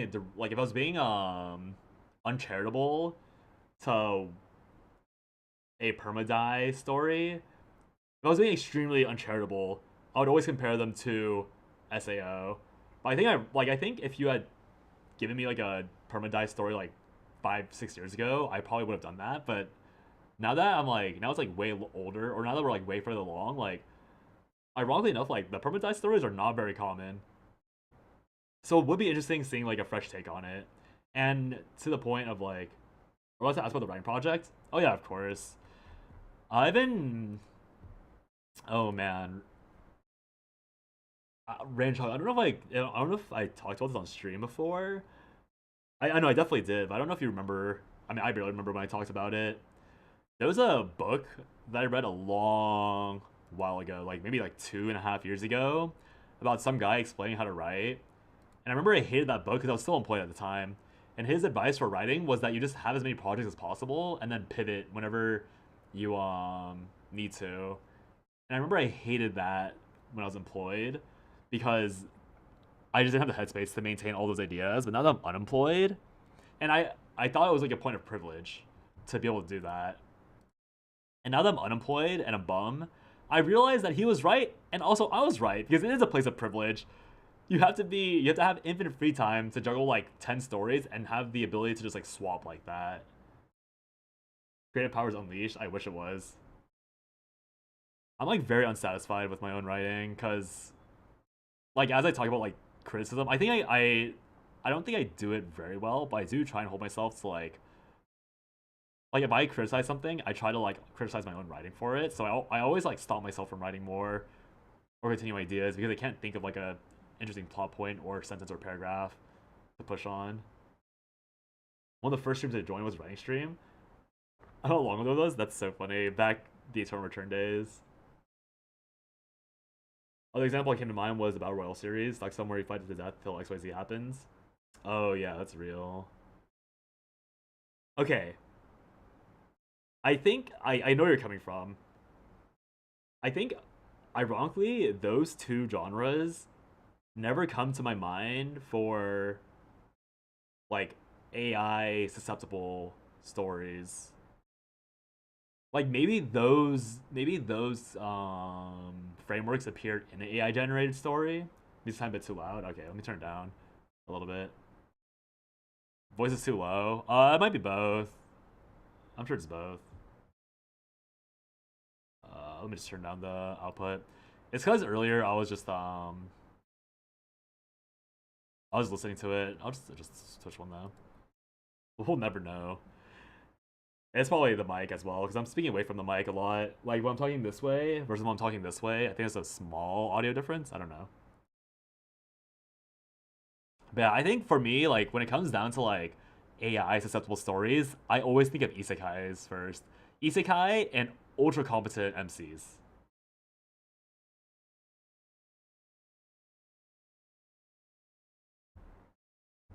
That is so funny, the range hog. The good old days. Back when I had like didn't want to queue for 30 minutes for one game, so I just started writing instead.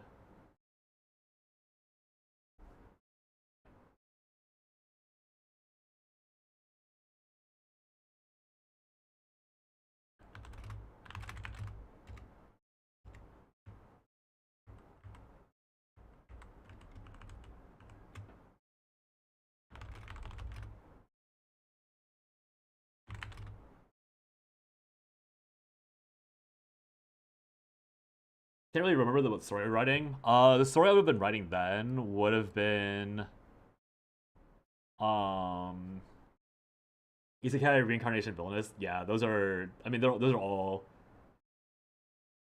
I think those all fall under Isekai to me. I know that reincarnation is different because you can reincarnate into the same world, and Villainous is like is obviously female. But to me, those are all Isekai because no, reincarnation isekai are a little different. I guess I no, my bad. It's better to put them all under reincarnation to me, but you're right. Those are very overdone.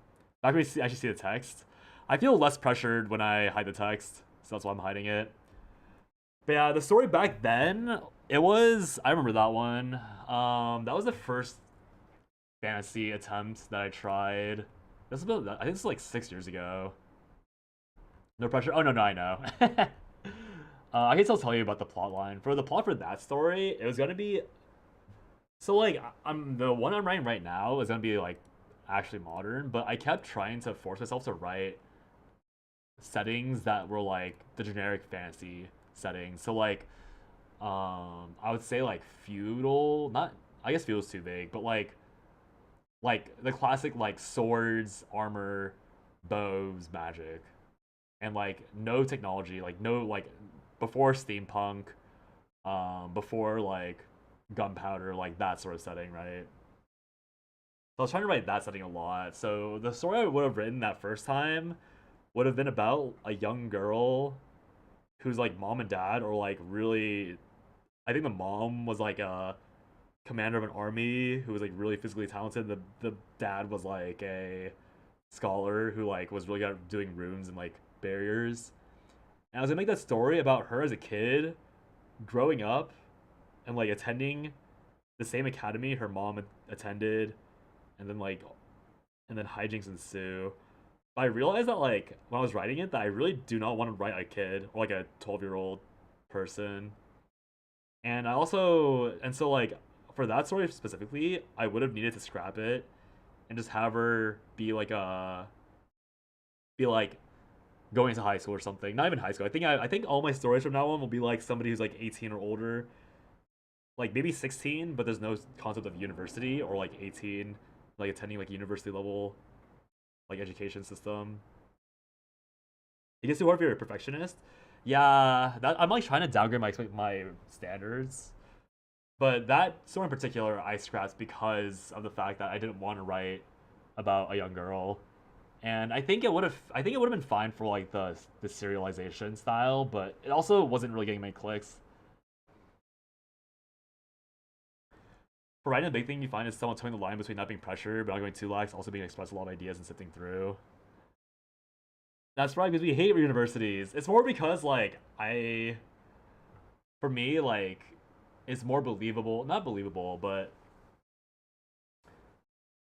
I think it's because of the ads or like the way I would want to write. Like I don't really know how to write someone immature, or like that immature and like that like whimsical.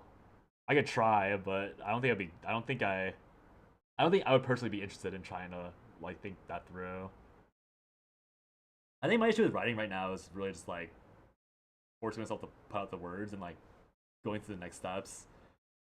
Honestly, it's probably just the setting.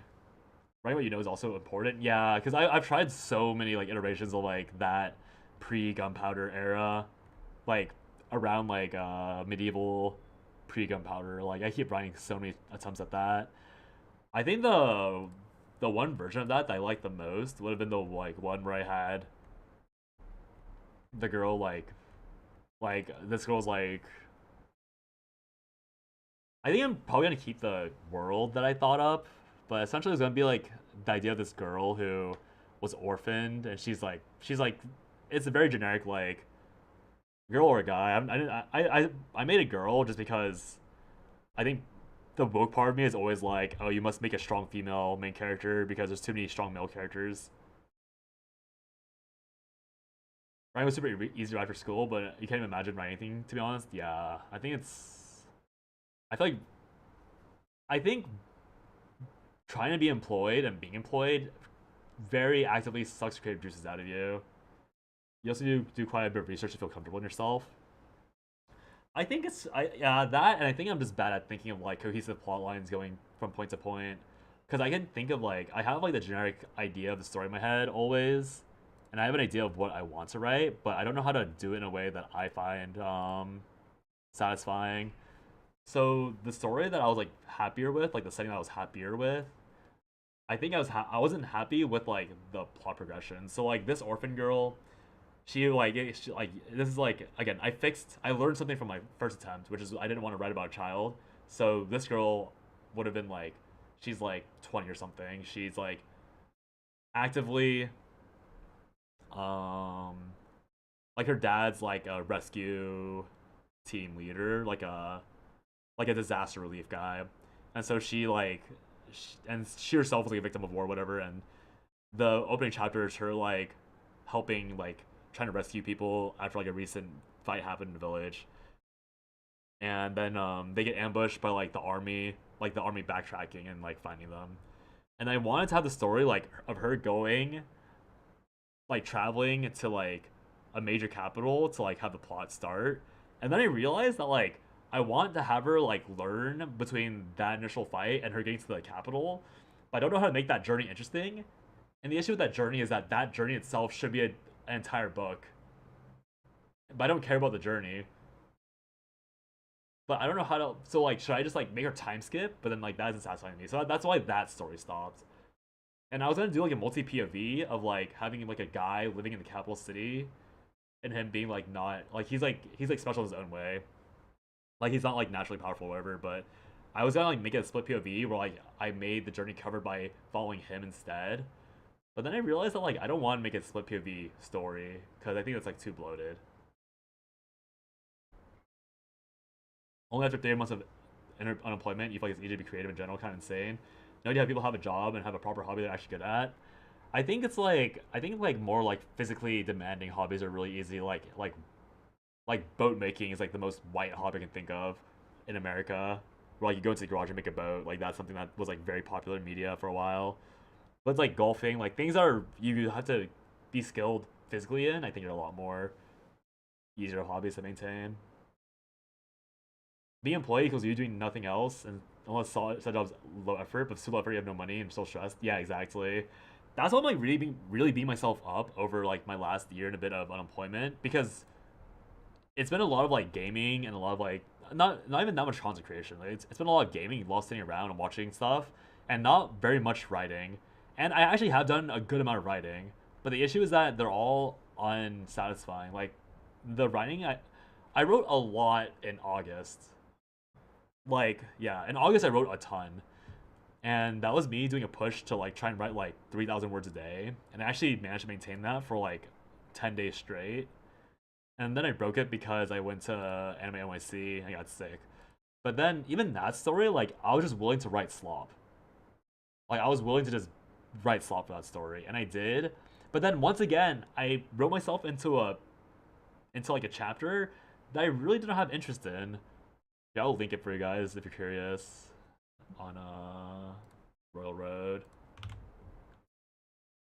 But like this is like literally like a slop story that I was writing, just for the sake of like I barely edited. Besides like I edited very little. I just the entire point was to write, and then I got to a point where like I like changed the setting, and then I was like, fuck, I actually don't care. I think I changed the setting because I was reading a lot of like wuxia stuff or like cultivator things, and then I realized I don't care about cultivation, but I have to delete the. I guess I could delete the chapters and just like change it. That's probably the easiest way to handle it. I should just delete the chapters and change it up. But it's like another mistake. I think, and honestly like I think this all comes down to the fact that I didn't take proper writing classes or like do a major or like commit to writing when I was still in school. Because if I wrote while I was still in school and wrote more fan fictions and such, I think all of this self discovery would have been solved in that process. Because I guess if I think about it, like if I'm more generous to myself, I have learned a lot about my own writing preferences in the last year. But the issue is that I have nothing to show for it besides the knowledge that I do prefer some other things. Trying to finish a creative project and you feel bored and it's so over. Yeah, you feel bored or you have like no passion for like the thing there. My creative attention span is like a week. Yeah, I know it's so bad. It's so bad. Yeah, it's that okay, and that's again because I'm trying to do writing. That's why I feel even more strongly about like AI writing, because I like I'll be so for real. I could probably write an AI book in like 3 days. I could genuinely like because of how fast I can skim, I can probably unironically write a full ass AI book, like 500 word AI book in 3 days, if I really committed to it. Because then it wouldn't be about it would just be me skimming the AI output and like making it adjust certain chapters to my decision. I could genuinely probably do that, but I really do not want to. But I could. I probably could. You unfollow me. You know, exactly. No, that's what I'm saying. Like, that's why I can see why AI is so like attractive to people. But I obviously don't want to do that because I want it to be in my voice. But the issue is that like if I was less ethical, and like or not ethical, but if I was truly willing to do that, I probably could have written like an entire series by now by just abusing AI. Like that's the worst part about it. Like it's like disgusting because it's just because it wouldn't be me. It would be the equivalent of that one Japanese light novel competition winner where they just told AI to like write something in a genre and tone that they knew people would like, and then they are successful for it. Like, what's even the point? But yeah, 3 a.m. ideas are really funny. Thinking about how sometimes the value of just creating projects is so high that people are ready to abandon themselves. Yeah, it's like it's like okay. There's a capitalist side and the like romantic creative side. The capitalist side just I'm not gonna pretend I'm a capitalist, but I can hear like the tiny voice, like the tiny like the intrusive thought voice in my head. Like that one part of me, I read a tweet about this also, where like there are people that abuse AI to produce a product so that they can fund their actual passion projects. And so the intrusive thought that I had, that's why I had that thought where it's like, should I genuinely just like try and at some point I didn't commit to it obviously, and it'd be a lie to say that it still isn't like whisper in my head. But like, is it like valuable, or is it valid for me to lose part of my own respect for myself to produce something so that I can do what I actually want? Because as I mentioned, or as not Drew, as I was like trying to say a while ago, like the idea of like a lot of modern writers are like small, like the chance that they pop off is exponentially higher if they abuse AI, in my opinion. Like obviously it's a lot more, you have a lot more self-respect, you have a lot more respect from others, you have a lot more like clout if you are able to do it yourself without the use of AI at all. And obviously that's what I prefer. But I think the sad reality is that if somebody were to use AI, like if someone talented were to use AI, they like the odds of their success are immeasurably higher with abusing the tool, which I think is like so sad. But ultimately, like because of the modern setting, it's like, is it just inevitable at that point? You want to finish a book series so bad, you just use AI to finish something. But the point of the hobby is not to create a finished product.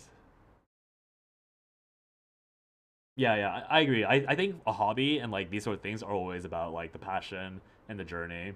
Like the conclusion focused thing, yeah, what you're saying with what if I publish my next crazy story game because I on the best. Yeah, that's why AI is so. That's why AI at its core is so alluring for the people that like abusing it or using it. Because in the end, it's not about because again, that's again like the issue that I have with my own writing is like I can objectively say or subjectively say that the last year was not wasted because it was a hobby. I did learn a lot about how I write and all that. But from the product slash like value side of me, it is a waste because I never actually ended up making a story that made it very far, and therefore there's no monetary or like clout value. And so if I'm chasing monetary and clout value, which is something that I would eventually want to do if I become a writer, AI is like the most easiest, simple, like straightforward tool to use it. And obviously that's ethically and morally very, very bad.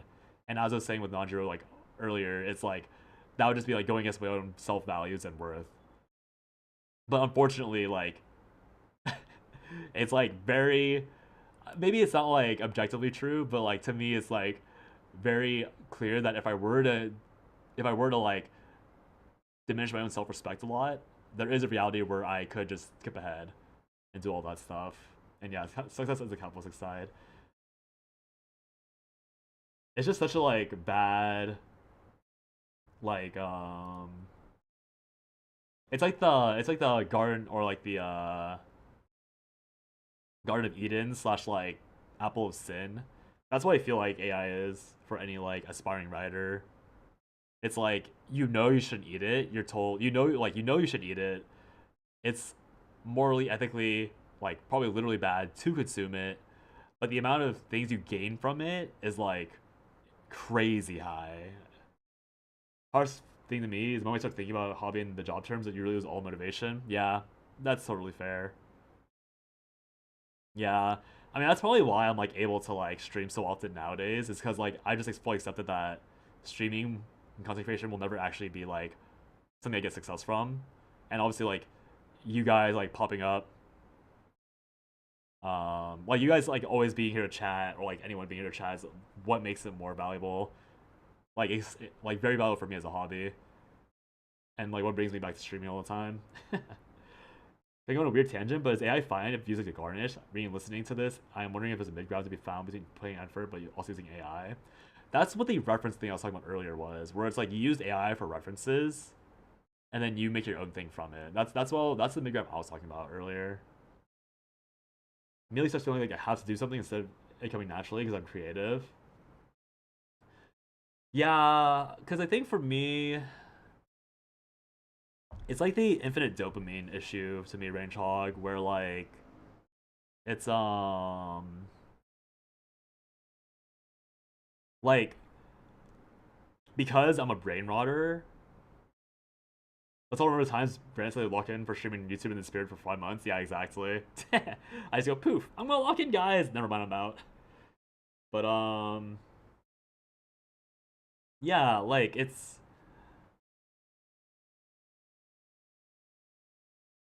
Oh yeah, for me, like I feel like to me, I have to go the lock-in route. I think that's the reason why, like again, I even thought of that using AI to write thing. It's like a like knowing that my alternative is infinitely doom scrolling, playing a random gotcha. It's very easy for me to not to be distracted and not be creative. So that's why I naturally have to like lock in and focus on it. And then that's why I think about this value issue, monetary value so much. Because with streaming, with streaming, like when I play CZN or play a gotcha game, it is the brain rot I've been engaging in regardless. But for writing, that's why I need to do these product or productivity streams more often because it removes my ability to do the brain rot stuff. And if I'm being distracted from writing on these productivity streams, I'm at the very least like talking to you guys, which is obviously to me valuable because I like talking to you guys. When I was reading what Range about 90% of the way, and then having AI give you that last time push, closer to the finish. Yeah.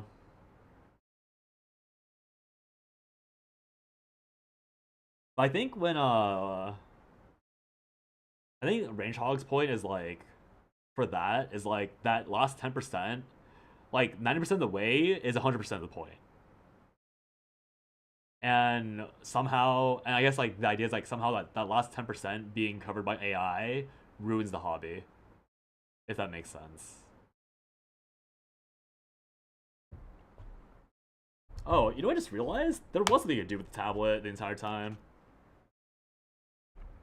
Forgot about this. The good old oh, okay, you know what? How are we fixing this? Also, I just realized that there's no where's the fucking song title? Oh, it's zero. Oh, Otto.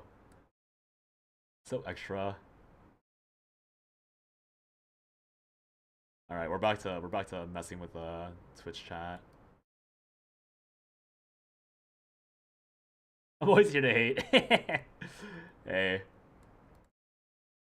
This is a hate safe environment. If I said you couldn't hate, if I out of people said you couldn't hate, that'd be a massive problem. I'm like the hater. Yeah, Money Wave, yeah. I changed it after you mentioned it. Nandra, I'm sure you got this vibe from me, but I'm like the hater in like most of the games and communities I'm in. It's so funny. I have like no shame in it, but I'm like always like I'm always the bitcher. So funny.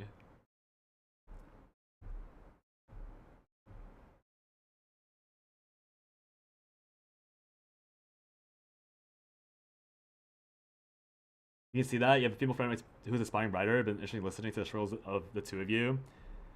Yeah, I wonder how different her experience is from mine. But yeah, it's just like a it's rough, obviously, trying to be a writer. And how do I get rid of this? Whatever. I don't know. It should be fine.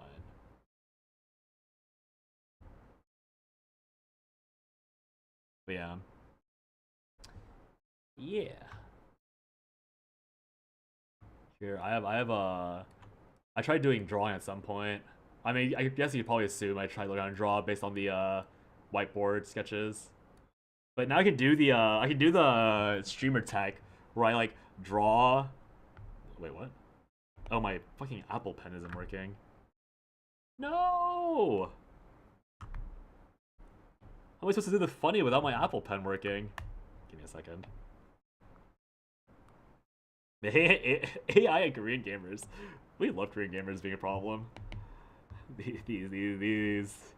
We love these incels being a menace in every way. No, my Apple Pencil, man. I've never figured out what the problem with Apple Pencil was. Like, it always bugs out so frequently.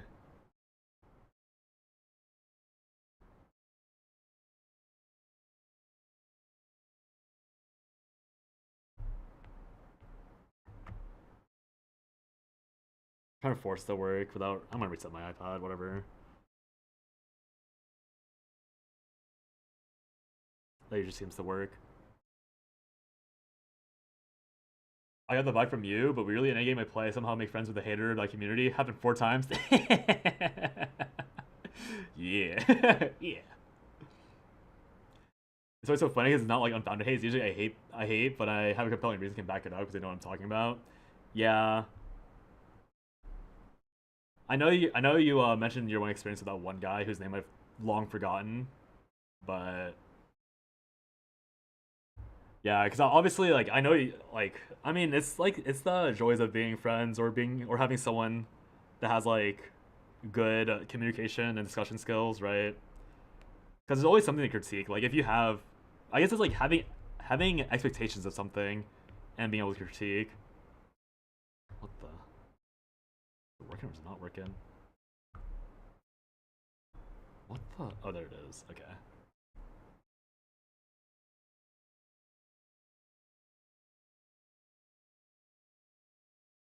Yeah, it was funny when I reason to hate. It's so funny to chat across platforms. You feel very mentally connected to YouTube right now.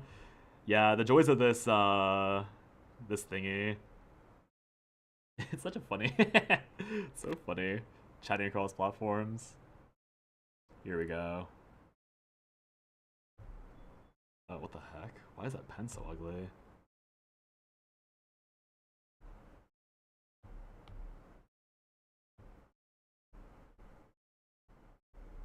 Why does the pen look like this?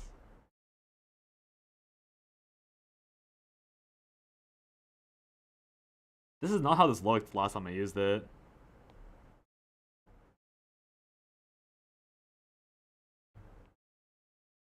Oh, was it this? Probably was. Oh well. Should I just go to YouTube if you want to? I mean, I think, especially on this setup, it's probably easy enough to not have to bother. Okay, what was the point of me taking out my iPad to begin with? There was something. Oh, I remember. It was gonna be a 90% thing. That I think already explained itself. Oh, let me play the song. Oh god, let me mute this tab. This is gonna blast everyone's eardrums. I know my head volume was high earlier. Oh, it's this it's this thing. Try to take grounded and sort of realism today in Dragon Trap. I had a brief discussion with someone who hates CZN. I was fine with what they're saying. This can only end well.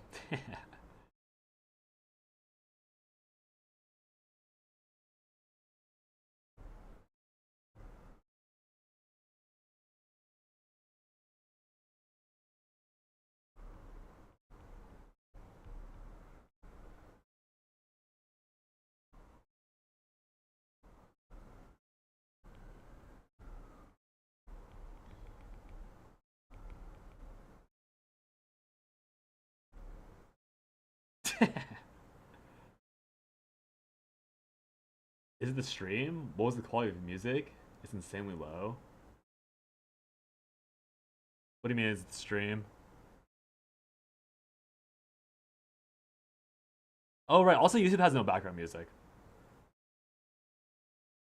That'd be probably the only reason to swap to YouTube. Oh, it's insanely low. Yeah, it's hard to volume adjust. Let me pull it up by lot. Season didn't do any quality of life, which is simply not true. Yeah. It feels very distorted. Not volume-wise. It might... Maybe just me. Twitch... No, it's Twitch. It's Twitch. But yeah, I mean, yeah, the people... If they didn't keep up with CZN, then I can see why they'd say that. But obviously it's very, what's the word? Disingenuous. Usually it's fine. It sometimes distorts. I noticed that a lot of streams where like it'll warble and distort the song. Voice is crisp. Yeah, I don't know what I don't know what causes it, but I know what you're talking about. Some of the things that haven't been implemented are very head scratching. Literally levels, yeah. The main thing that people don't realize is that like when games release, Here we go. Better ways to distract myself from typing. On release, when a gacha game releases, like, it's not actually a completed game, but it's always in beta. So like people don't realize. I think I've talked about this before, but like CZN when CZN launched, and up until like mostly like even past season 1, like this is the state that CZN was in. It's literally beta, and like only now in season 2 are we on like open beta. If that makes sense. I like the word launched. Yeah, like it's not. I think that's what people don't understand about like live service games. There is no such thing as a gacha that is like honestly playable. I think if people tell you that they are, they're literally just lying. Like, what game has had a good launch? Wuwa? Wuwa? Trash. Genshin? COVID buff.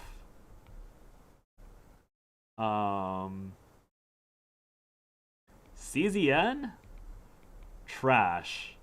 What else is there? Dragon Traveler? Possible AI slop. Also, CN released months ago. Like no gacha game is ever in like a real state of like gameplay. Like all these gacha games are always in beta.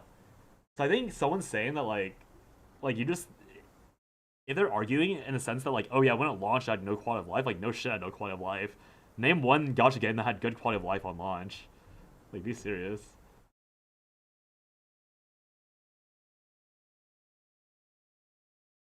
It's interesting how it's the opposite for average mobile games, where you try to get the polished product ready in minimum time and never support it. Yeah, well, those are no longer live service games, right? Those are like real games. A weird misconception that you can just snap your fingers and things will happen. Really true. Even IRL, when you hire a new employee, they're not gonna do the job 100% day one. Yeah, I mean, yeah, it's gamers. Like, gamers is like 95% of the gaming population are like, no. Let me slander the entire gaming population. Let's say out of the gaming population, let's say that 30% are kids, or like are sub 21. So kids. And then like 60%. Then these are very arbitrary numbers, by the way. Like, I actually don't know how much of this is true. And then we have like 40% that are like silently employed. Silent plus employed. And the last 30% are, I'll just say the last 40% are employed. The last 30% are unemployed freaks.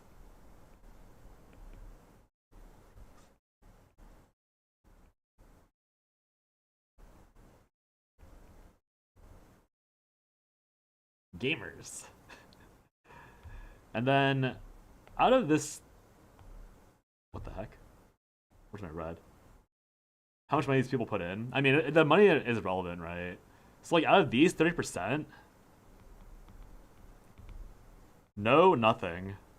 Wow, I really just misspelled no, and I was about to misspell nothing.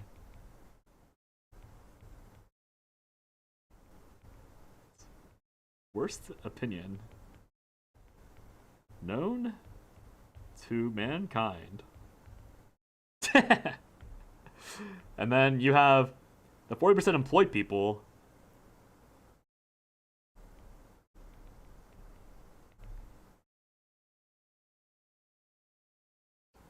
No, the companies will base everything on the main target audience.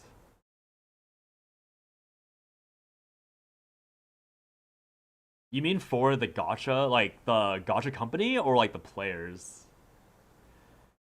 Do you have shareholders or internal, external pressure on your back?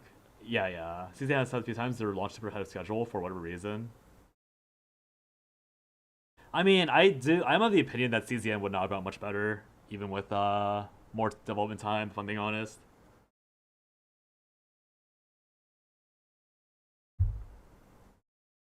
Oh. No, this is actually just a Maple Story. Close. Skip this song. Not so sure about Gacha's launching. Cause like real ass games, like real games do need to have like real content. Cause you don't expect updates unless it's like a major bug. So like stuff like E33, Lies of P, like those games have to be polished because like there's no repeating income. You have to make people want to buy it like frame one. But like with gacha games, it's supposed to be a source of income. So it's better. So it's fine if the initial start is bad because because like you already expect an initial flood of money to come in, and then the way you make people come back is like by having these quote unquote patches that introduce quality of life and other things. So the way I see it is that like for these like gacha games, you always release at the bare minimum because the stakeholder doesn't give a shit. Like they don't care. Like you already have a profit to be made before your game is complete. And then if you can't prove to the player base that your game is good with these bare bones aspects, then the shareholders like to them that's enough proof to say that your gacha game is trash and shouldn't be supported, right? Well, not right, but like that's my opinion. Where it's that's why all these gacha games release so badly because they don't need to be good because they already get money from that. Thinking even as a polish, if your main TA is not try hard enough to be bothered to cry about small bugs and unfinished things, you don't care.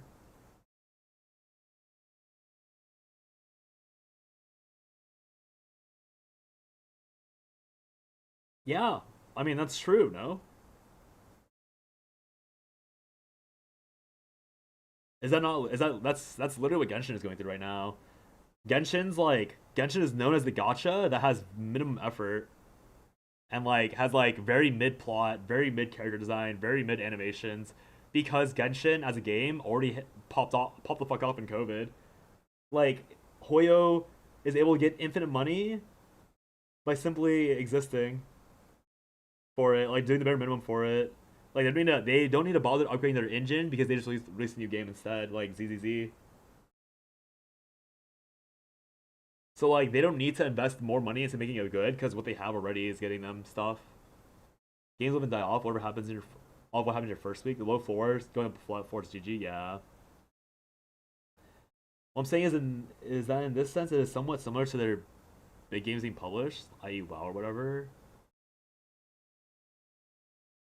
I mean, WoW is closer to Gacha than E33 is, right? But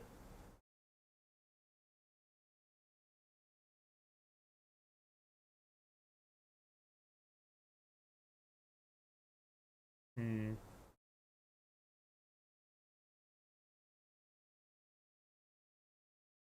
yeah, because to me, like I guess WoW, it's like these like pay to play into sub gachas. They do require some polish because you have to get them to buy the expansion to begin with. But I guess to me, the idea is that like WoW is kind of ironic in the sense that like it has to tread the middle ground where it doesn't need to be released fully polished and fully complete, but it does have to release with most of it intact. I feel like we're getting closer to the gacha business pipeline with a lot of other games. Yeah, because people are learning that live service equals most possible revenue. Probably getting infinite money glitch on HSR and Genshin should be studied. Yeah, or somehow got. Yeah. It should be studied. I agree.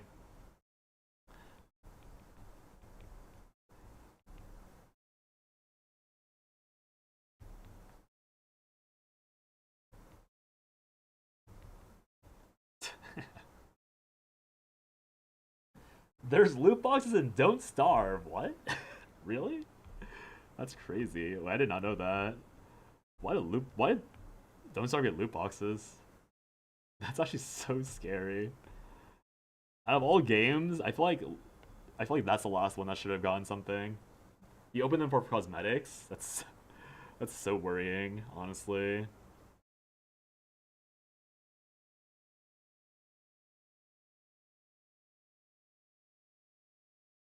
I've been trying to learn how to draw or doodle again.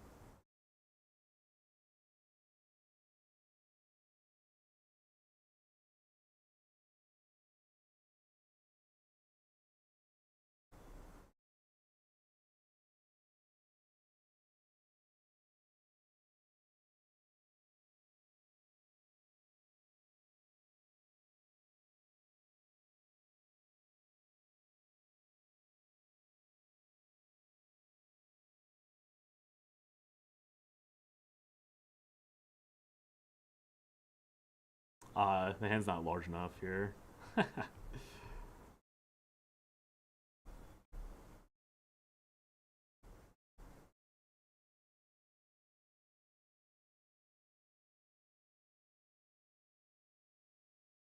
Yeah, this finger's wrong.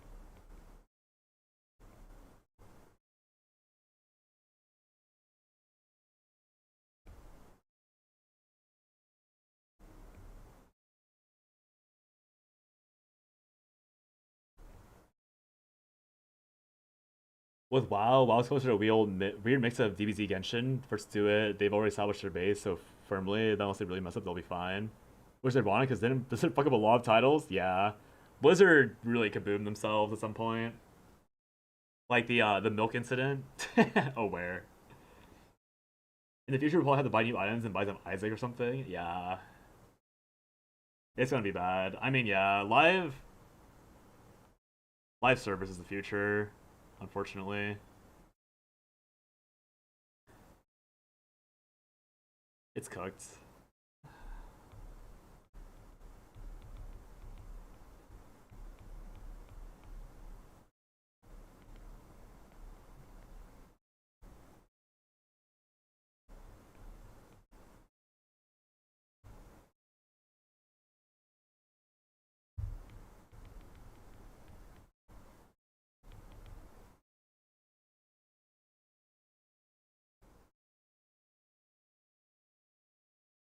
Guess you really opened the wrong eyes to how good live service is financially.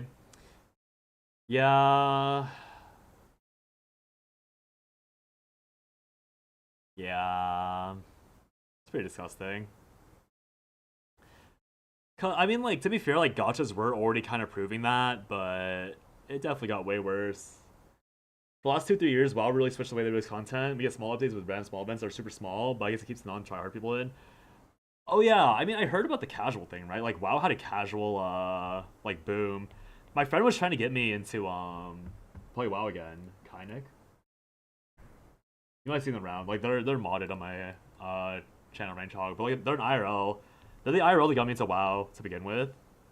And they're trying to get me to play, Dragonflight, because the casual experience really improved.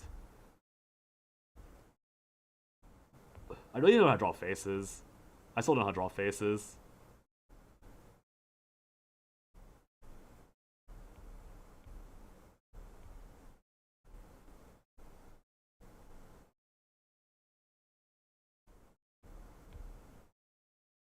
Giga Chad.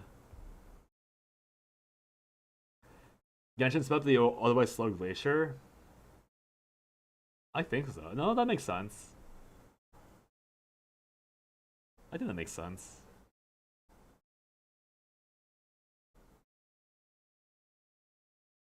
I agree with the Glacier thing. Because I think Genshin is like... Genshin ended up being the thing that like really made it obvious that live service like really broken. Like you said, like a infinite money hack.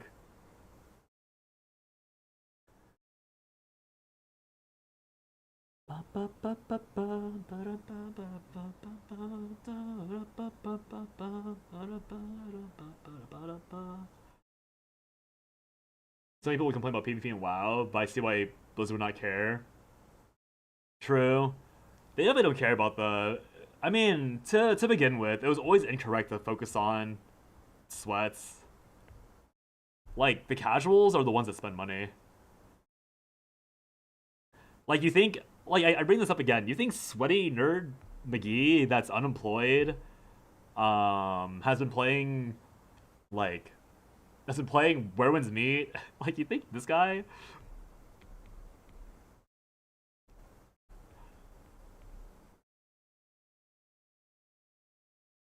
You think this guy at 22, no job, no plans for job, 16 hours a day. You think this guy spends money? Literally me.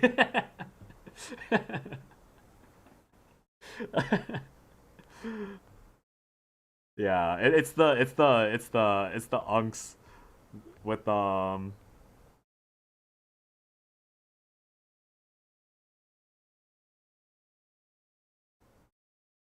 it's the guys that are 35, employed, depressed, wants waifu, 30 minutes, 2 days. This is the guy that spends like $10,000 for E6 hot woman number 6769420 www. I'm paying for my dad's WoW sub. You would not. Oh, okay, so you're the in between asshole. Genshin ended up everywhere. Got a bunch of random articles on Forbes and other Wall Street s things. Marketing casual is easier than marketing sweaty value. Yeah, dude. I saw an Arknights ad last night when I was walking the subway. When I was walking the subway last night, like I fucking saw, like this is where the Arknights ads were.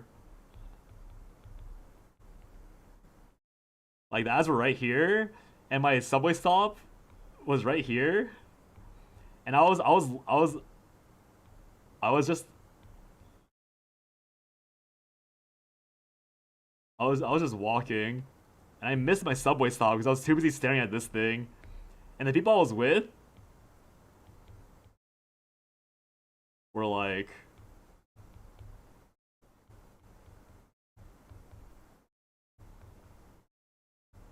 I I was so confused. I was like, is that fucking Arknights? I walked right past my dumbass. Like literally just like the two people were just like, where are you going? Saw PUBG ad in the subway 2 days ago. It's so scary. It's so funny though.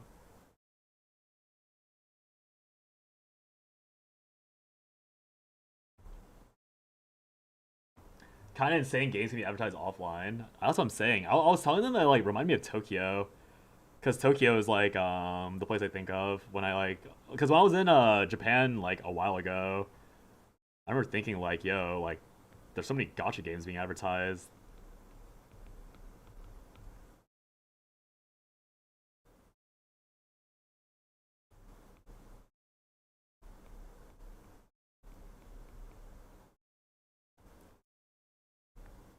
This is me right now, by the way. My tablet's right here. My keyboard's up here. My monitor's like right here. They have ads. The last one I saw was playing August 6th. It was for Enfield, so it wasn't like actual AK.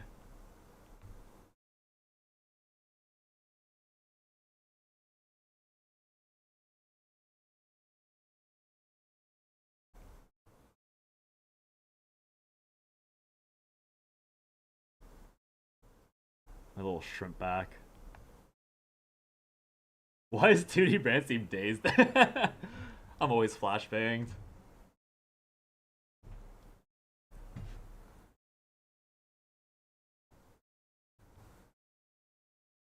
Shrimp maxing, yeah.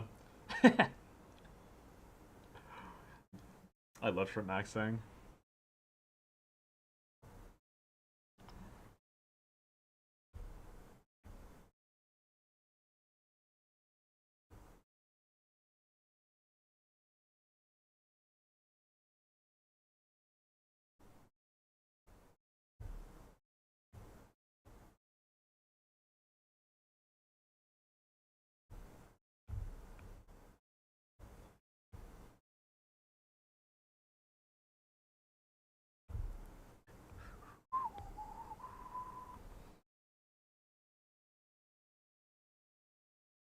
Draw everything you say and don't say. What? When I just like start doodling something without without a word. Yeah, you know what? Maybe CC and downtime is good because they just started doing unhinged shit again. I feel like that ends up happening a lot.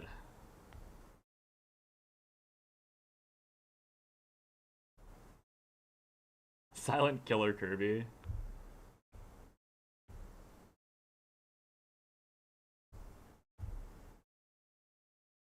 I may never be an artist, but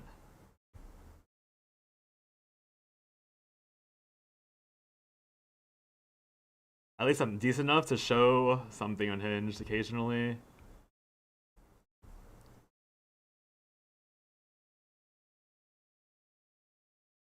Will there be an Enfield stream, and is there a character you actually want currently, or is it planning to just use it to pass the time? Yeah, there actually is a plan, sadly. There's a character in the game called, her name was Chen, or I think just Chen. Whoever it was just some, like, random girl who just, like, I forgot, she had twin tails, but she was like a dragon girl or something. And I think she was, like, the first 6-star. And then I missed. And so I quit. And apparently in Enfield, it's not her, but there's a fake version of her, and she's free, and she's a super rare instead of a real character, which means she'll be shit, but she's free. I missed. I missed. So it's impossible to miss her.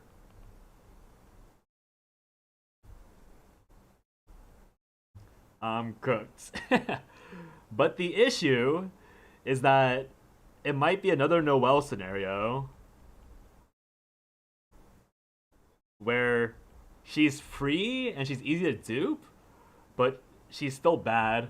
You like dragons? If she has a dragon, I'll play. No, they're animal people.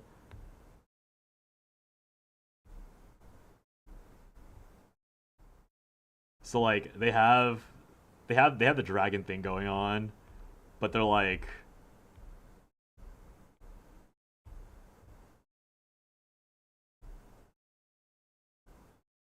they're dragons, but I don't think they summon dragons.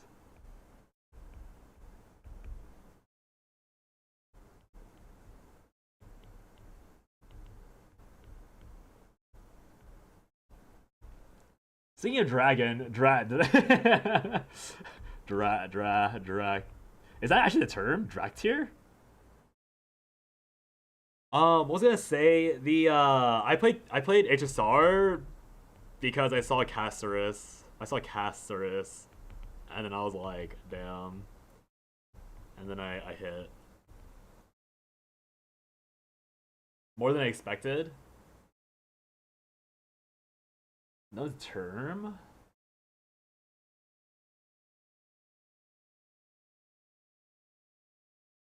I don't know if there is a term. That's the race in WoW. I actually did not know that. I guess it's newer.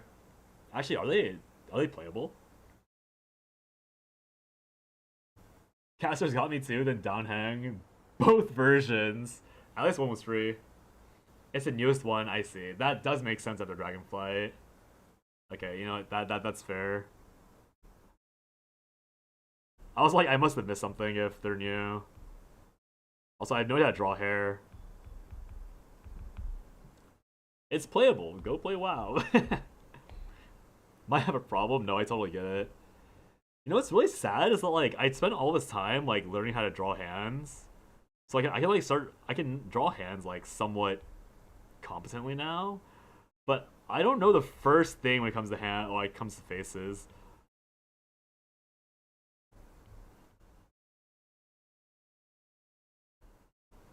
Like I cannot draw a face for my life.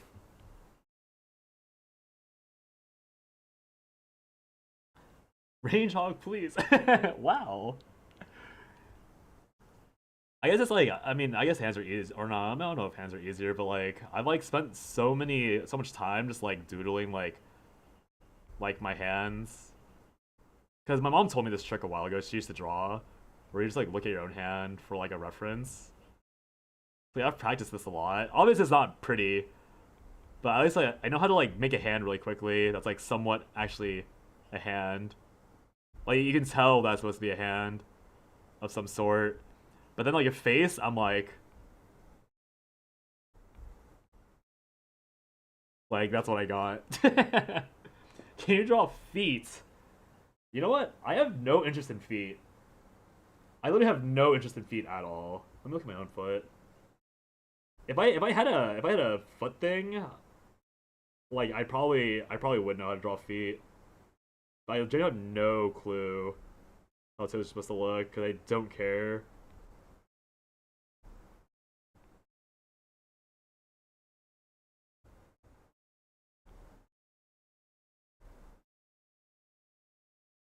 I don't know. Is this close enough?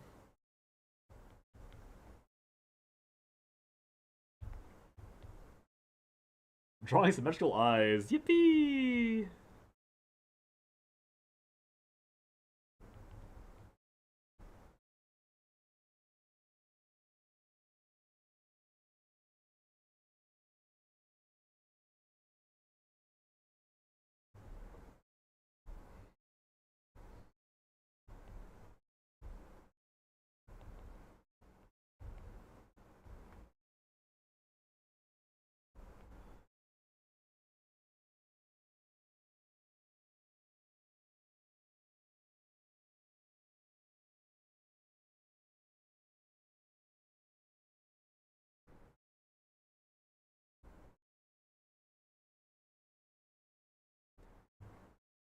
The same cartoonish way. I've never learned. Actually, ruin it for me by spamming artwork. Besides the foot. Drawing toes. Yeah, I never. So, like. Okay. Oh, God. I think this is on fucking Dragon Traveler chat.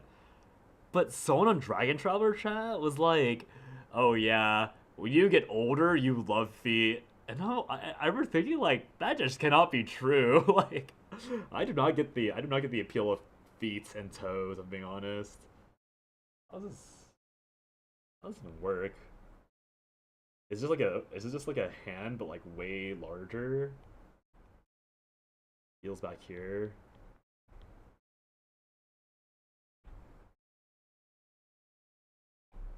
One toe. Oh yeah, the toes are kind of weird looking. Toe. Another toe. Middle toe.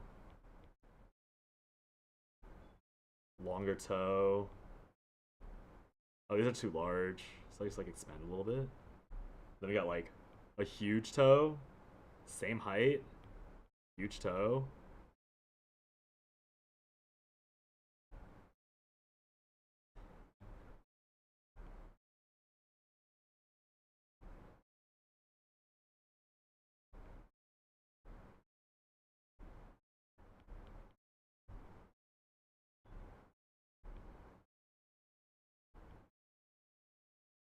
This good enough?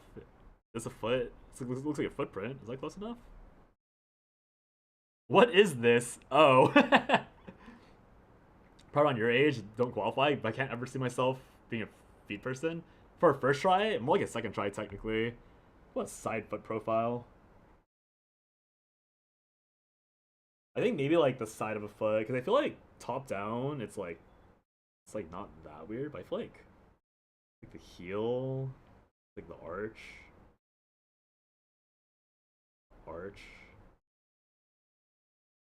toe.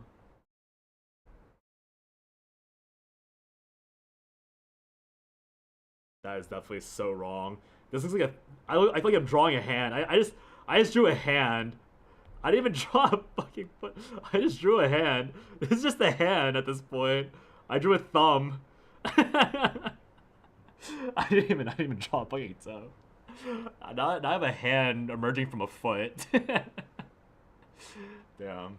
I'm so obsessed with hands that instead of drawing a foot, I drew a fucking thumb. You know what it was? I watched this is gonna be such an outing. I watched the clip of Part 5 JoJo, and I was like, damn, Kira has a point. I was like, damn, Kira has a point. Hands are hot. and then I started learning how to draw hands after that. Crazy. Oh, I shouldn't have outed myself like that.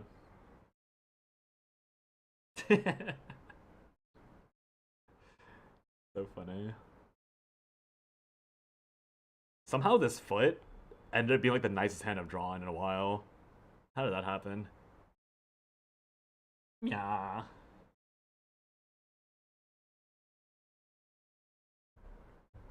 Suppose you could see that. I think it helps that like I keep being told that I have like nice looking hands in my life, so I probably just like had that. Hands have way more physical exposure than feet. True. I've been told I have very womanly hands.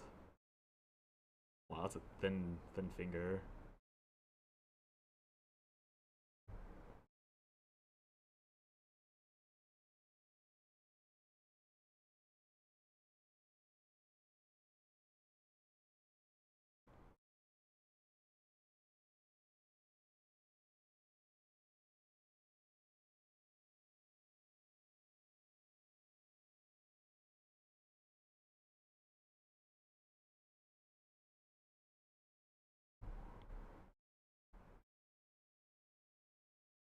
Piano hands? I do have piano hands. But I've never played piano. My little sister bitches about it all the time to me. She's like, how come you have good hands for piano and I don't? Because she's the one that like actually is good at piano. And like she's really good at playing piano and all that. And I can't do it for my life. I did percussion while I was in middle school and high school, so I can play like xylophone and stuff, but I've never learned piano.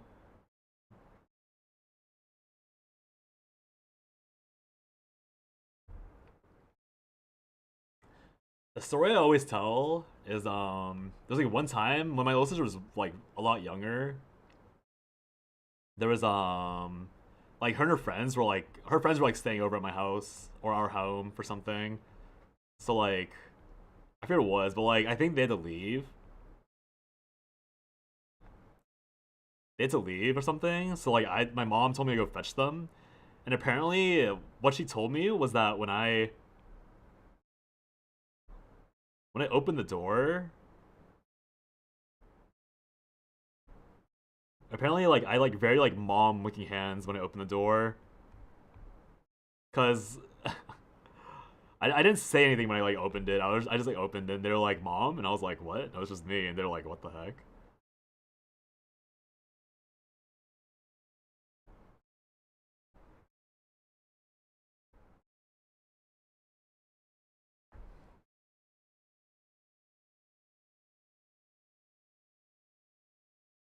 Which is ironic because I this turned out a little creepy.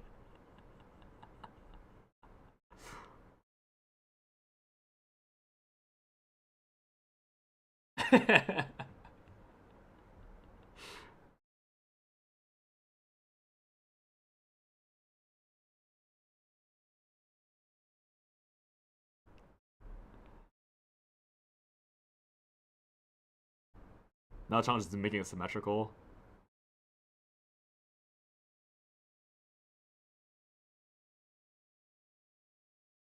Lee Encore. Not Leon. It's been so long.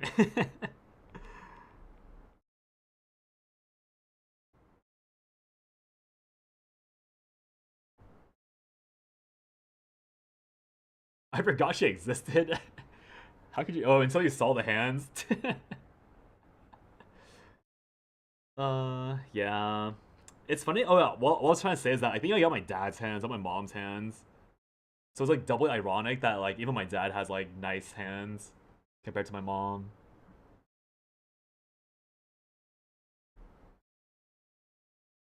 It is what it is.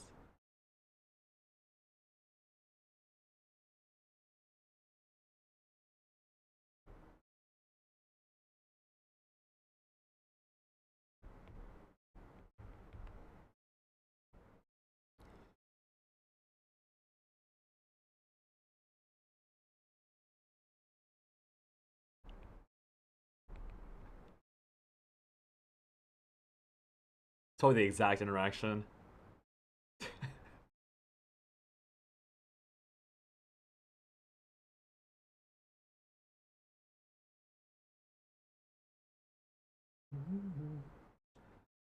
I'll see if they do a karaoke stream at some point soon. Which would obviously be Twitch only, because I think YouTube would explode me. What is this was this was the Oh, I see. I see. This is what Rainhawk just sent me.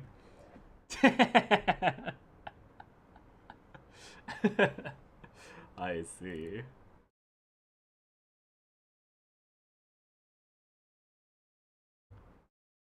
I should doodle my own thumbnails.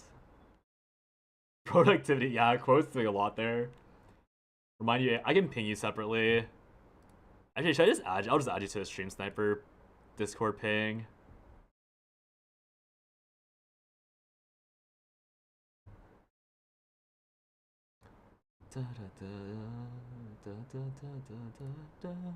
That works. Sounds good.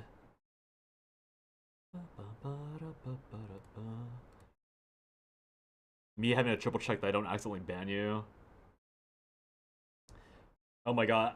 I actually got banned from like a community Discord I've been in for a long time.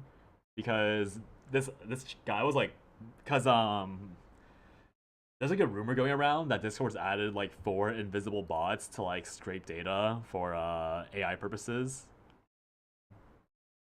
And so this guy was like trolling, saying there was more people that like more bots to ban. And so I jokingly gave his user ID, and he gave my user ID. And so I typed the like I did this. It's like these messages like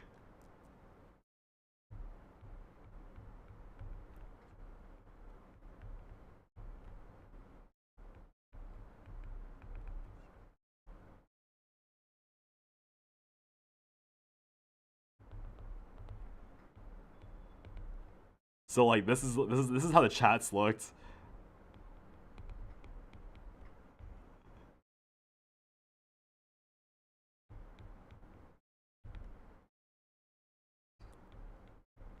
So I like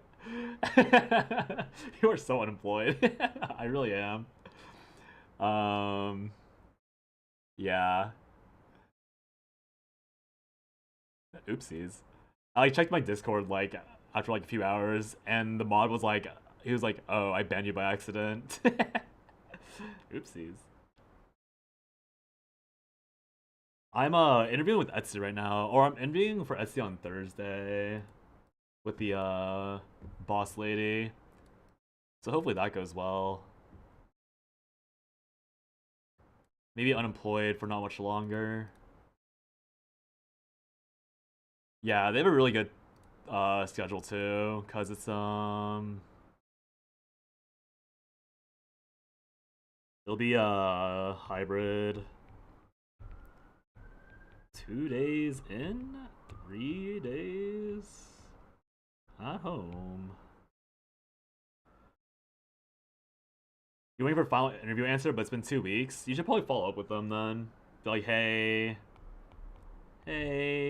any up, dudes? We'll get back to you ASAP. Just tell them that you just tell them you have potential spring plans. Usually when you tell them that you have like friend wants to know. What I usually do is I tell them that I have like I already sent 2 mails.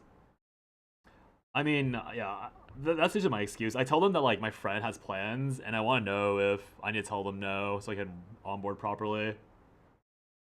That usually gets them to say something back.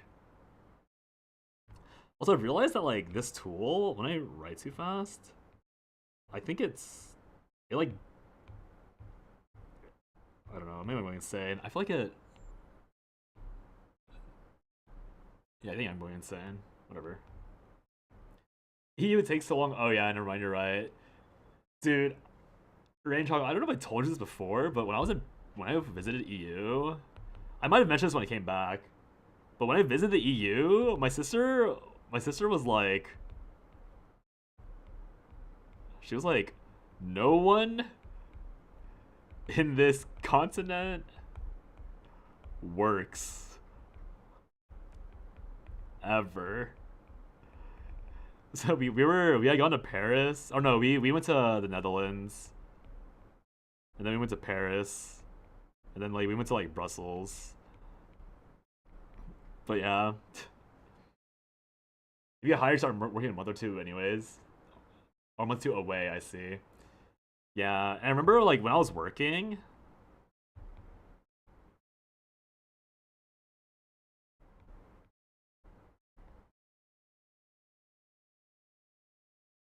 When I was working, the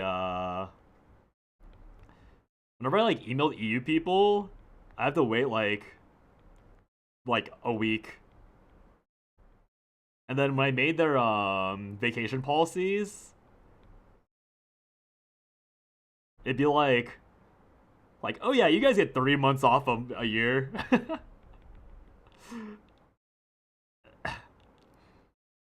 I'd be like,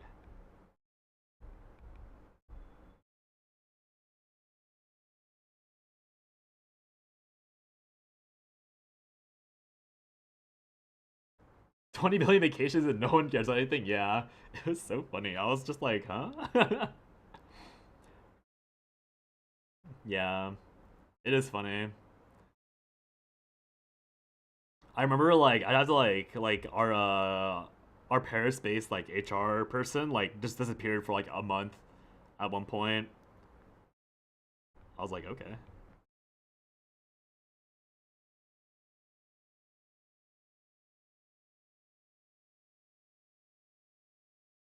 I imagine her.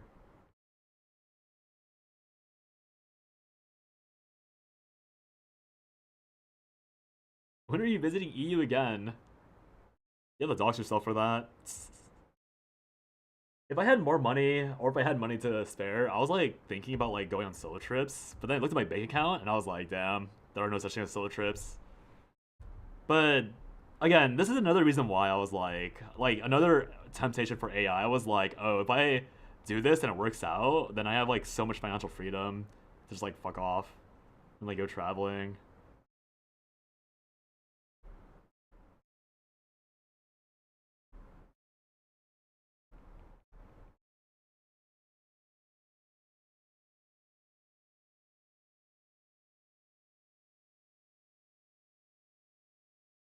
That's how I feel.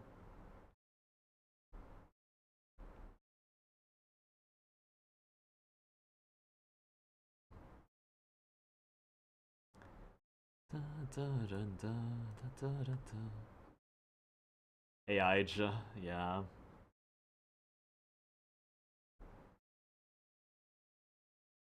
I should probably learn faces.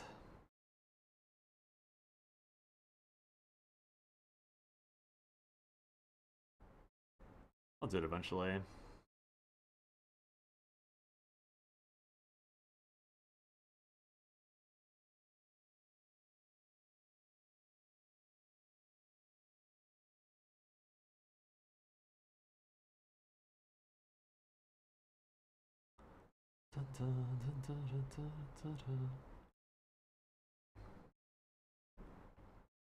Ears are eye level.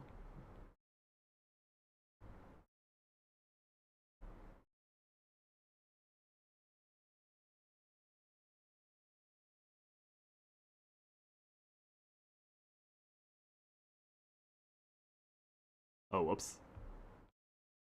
I forgot how ears work for a second.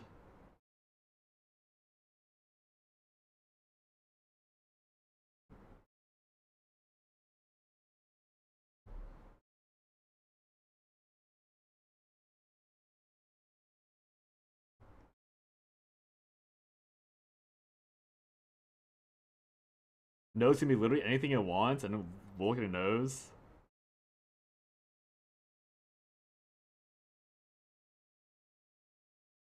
Wow. That's crazy. I don't know why I drew a gremlin with glasses. To live is to suffer. The circle complete.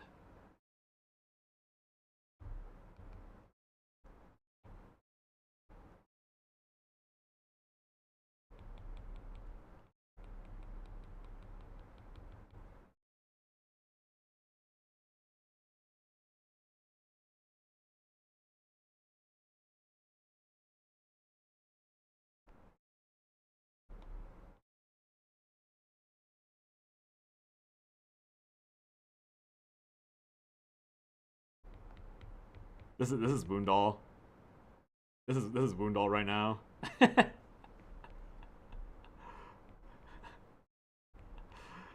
To live is to suffer. Pretty accurate. Gremlin's in question. Yeah. Timing worked out. We love existing. I remember when I first quit, I was gonna try and learn how to read Japanese and Korean and Chinese, and I never ended up doing that because of TFT. To imagine if I had kept up with that, I could have been maybe kindergarten level by now.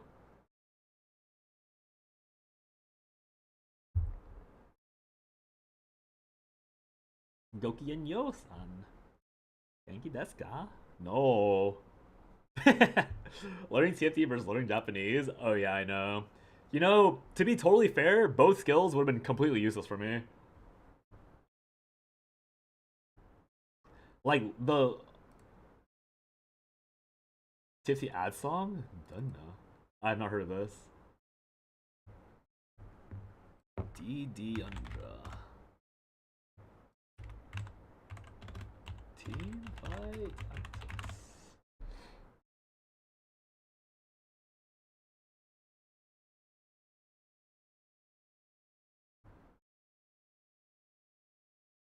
It's very old, I see. Had a friend who got a job because he knew Japanese. Bro, don't say that. My mom called me yesterday.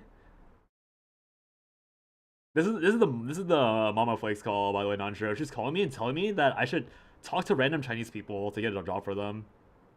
At a mining company?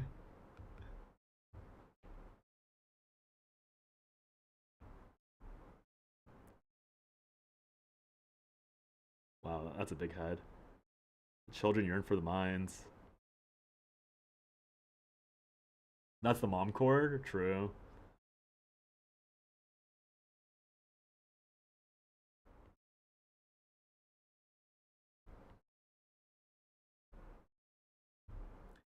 Don't know how linked work, but there. It didn't send. I think YouTube kaboomed it.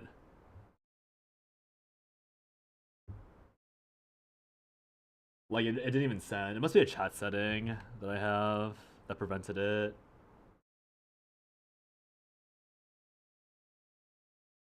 The gem mining meme? Yeah, I know, right?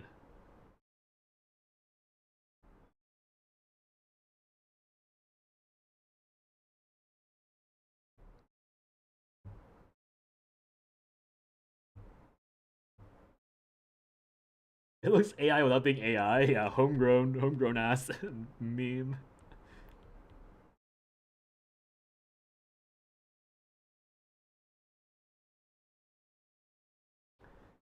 Yeah, I was really gonna draw a piece of poo instead of a rock. I don't know why.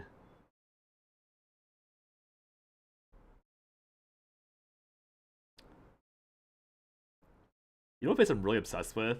I'm obsessed with the this face right now. Like that blob I keep drawing.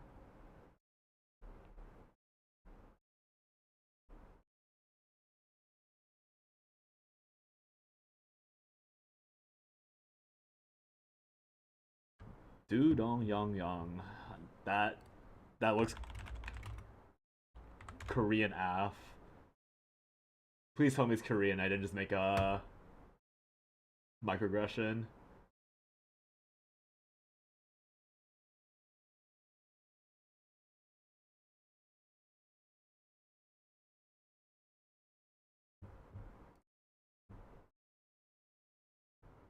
What's this?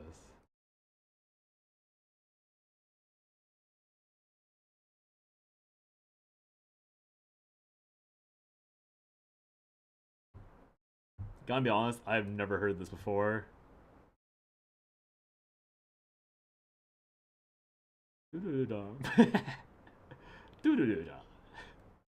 Okay, that's interesting. I never heard that before. It's very, very Korean. Why did this is up on Discord? Yeah, I checked Discord. I was like, I don't see anything. CZN's a game about feeding elder core little girls, right? Yeah, it's a Korean hip hop. Yeah, it is the game about feeding elder cores. Kind of. There's a plot point in the first chapter that no one cares about, where like the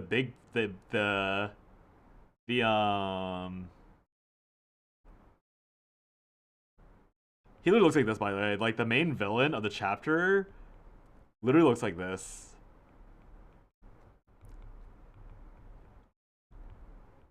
And like some sick girl comes up to him and is like, he's like, hey, she's like, hey father, I have no value in life, I want to die.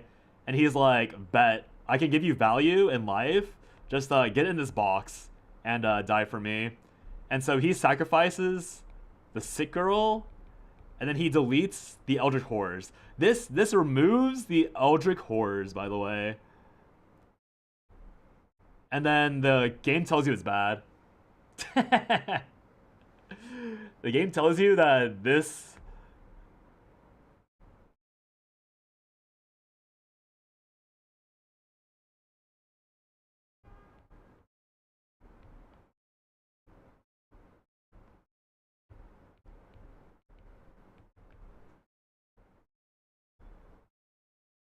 removes a girl. Yeah. The girl was terminally ill, by the way. Like, I don't know if it's like if it was like a mistranslation, but the game outright tells you that she's gonna die regardless, and so she dies for a good cause. And then the game's like, yeah, that was bad actually. Yeah, there's so many more questions. It's so odd. To sell up. Wilson, I miss you, Wilson. This is not how Wilson looks.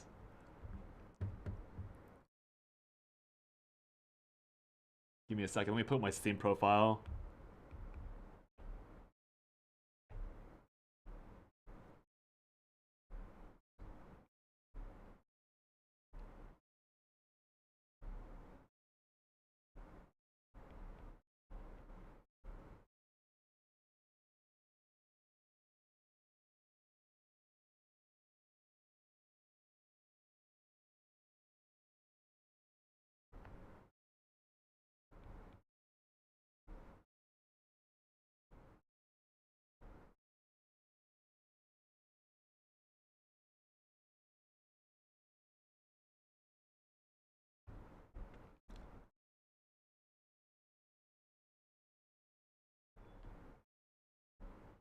Accurate Wilson depiction, by the way.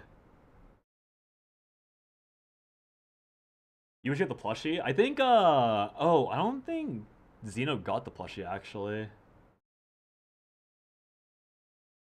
If you were Elder Core, you'd rather eat young girls than priests? Wilson with the hyper realistic hands. Have you wait, do I have you added on Steam? I don't think I have you added on Steam. There's oh wow, I forgot his name by now. But there was like that one artist I was like a huge fan of Sheepy, and they doodled Wilson once. And I asked if I could take their Steam picture. Or if I asked if I could take that as my Steam picture, and they said yes, and that's been my Steam picture ever since. Sheepy Olge. Meat seems hard. I agree. I mean, nothing that a cauldron can't fix, in my opinion.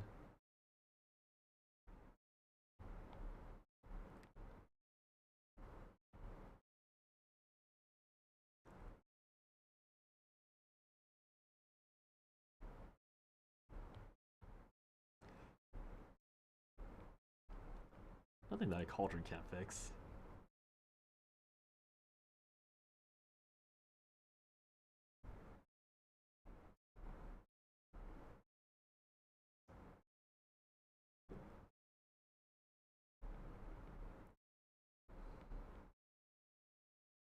The garlic god. Yeah, nothing that some onions, garlic, and ginger can't solve. Biblically accurate cooking stream. Yeah, if I ever did a cooking stream, this is exactly what it looked like. This is exactly what it looked like.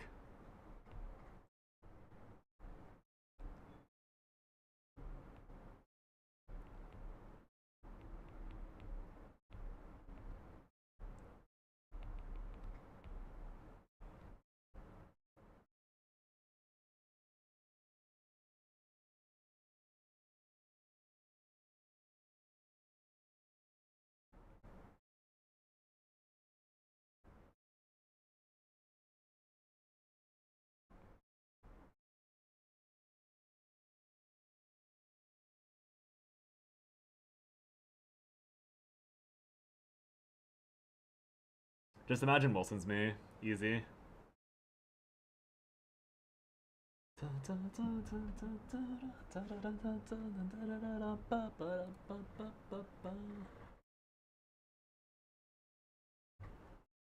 Man, I should have been doing this more often. This is so... I don't know why it's so entertaining. I like the moon. Yeah, can't be bothered to reverse it.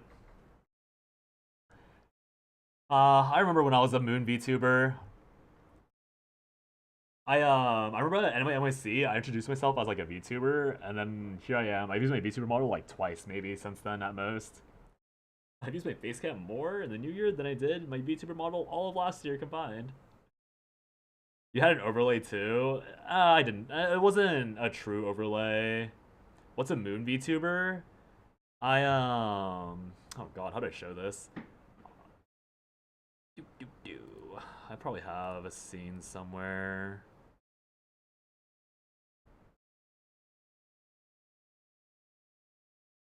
This is not... Okay, I named it Scab Art, and it's the roadmap. I have a bunch of VTuber stuff of... Or basically, when I design my VTuber... Oh god, it's gonna be annoying to explain. Let me pull up the image first before I get too deep into the mud.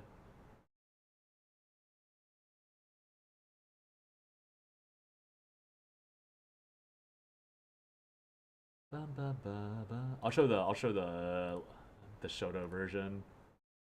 Oh god. How large is this? Oh god, what have I done to myself?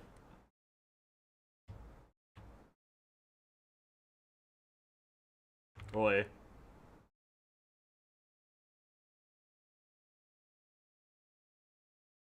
Re-rigging because it's moving weird? I think that wasn't the new one. No, it's always been this one. Super B Shonen. You join indie VTubers to get Japanese practice? It makes sense. I think it's a really good way. I mean, that is the way to get good practice, right? By like introducing yourself into forcing yourself to listen to actual language. Yeah, so this is my VTuber more or less. Hey, feet. But there was a time in because like Eternal Return was like a super big VTuber thing, so I got a VTuber model, and essentially close to actual appearance. I do look like a child. Ironically enough, like all the other versions, like my I actually don't even have that many. I don't have them all on here. But like the age of my VTuber model like varies so much depending on the artist. 9 out of 10 similarity. I know the curse. Yeah, it's pretty funny. But basically, the backstory for my VTuber is that this gacha game called Valkyrie Connect. Okay, this. And before we get any further than this, I swear, guys, I am not a lolicon. Know this before I start showing this other stuff. So, this girl, when I was younger, like 10 plus years ago, I used to be more into like kuderes and like sleepy girls. And the issue, you're off to a great start. Who was it? I think Rain Chog, or it was somebody. Somebody already clipped this for fun at one point. Not the cat, also typing. Ray. I don't know about Ray. Oh, this might crash my computer. Oh my god, I keep forgetting that Chrome and Wiki fandom tabs does not mix ever. So by the time this game released, for full context, I was already like growing out of my like sleepy I guess I was way more fond of sleepy lolly types when I was like 13. Cause at that point, like it was actually matching my age range. But as I got older, I always like I grew up hoping that like that type of girl would like grow up with my age, if that makes sense. Which obviously did not happen at all. But that was my hope back then. So with all that context,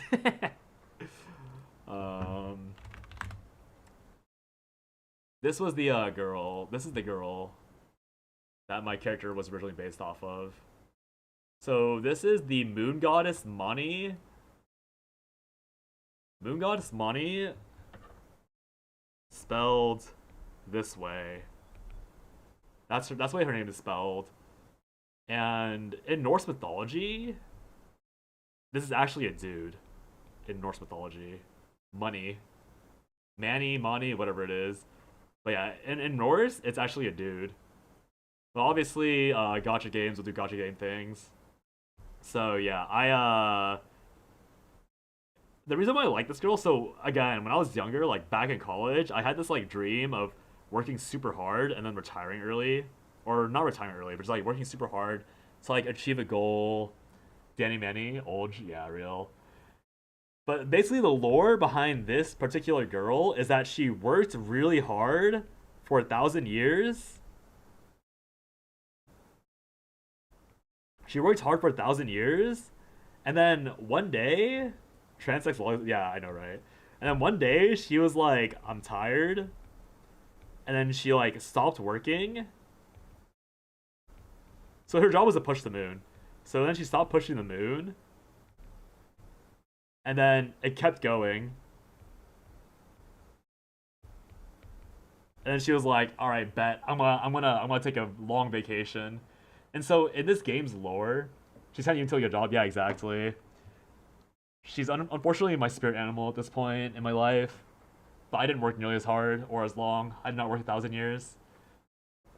But yeah, she like when in the plot of this game, whenever something really goes down, like she's responsible for like fixing the problem. Like there's a point in the story where like Ragnarok is threatened, and so she locks in for like 5 minutes, like blasts all the monsters, and then goes back to sleeping. Yeah, I remember like back then I was because they started releasing a unit archetype called Awakened Gods or Goddesses.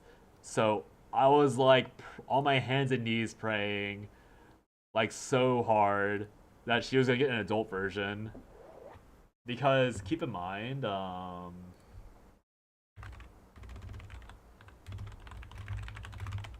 she has an older sister in this game.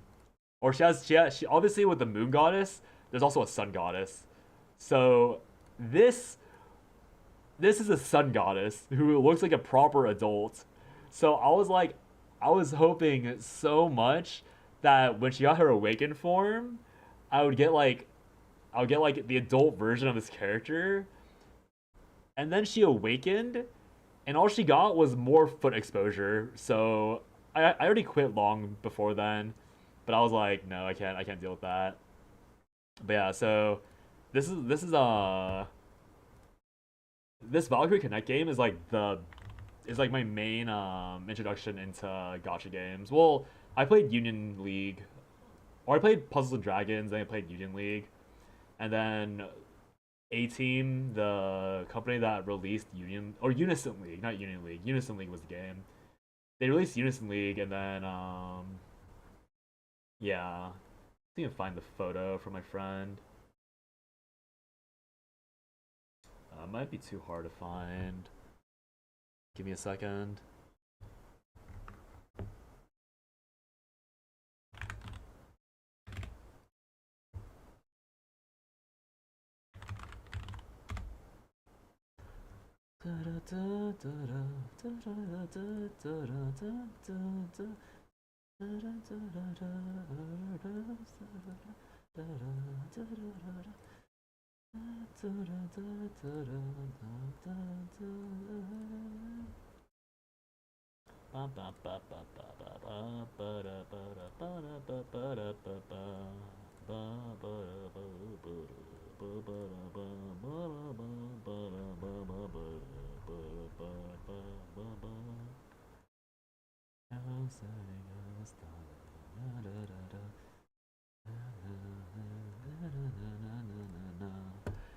Here we go. So I found so I got my friend to like gender bend them back into being oh, see ya Range Hog. Good night, good night. Ash Blossom treatment. You play Girls Feet line 2 and Shadowverse gotchas? Nice. Girls Feet. Yeah, I got her to I got a friend to gender bend her back. And so she drew this.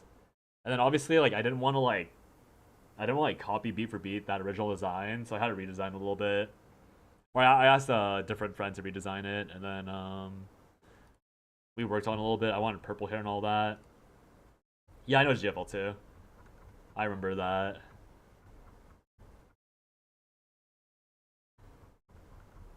Yeah, we got the redesign in.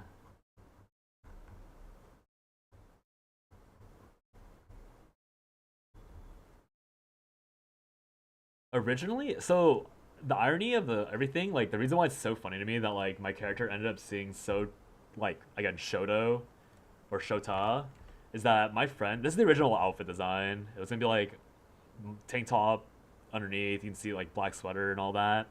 But you can see like my friend, this other friend that I had helping me design the reference sheet, like the VTuber model is very masculine, like very like he looks old, like older. And I swapped the color scheme because there was another guy named Shoto. Here I can show you guys the exact image. I didn't mean to copy him at all, but you can see this versus this. This guy's a much bigger. Oh, whoops! What the heck? Why'd I do that?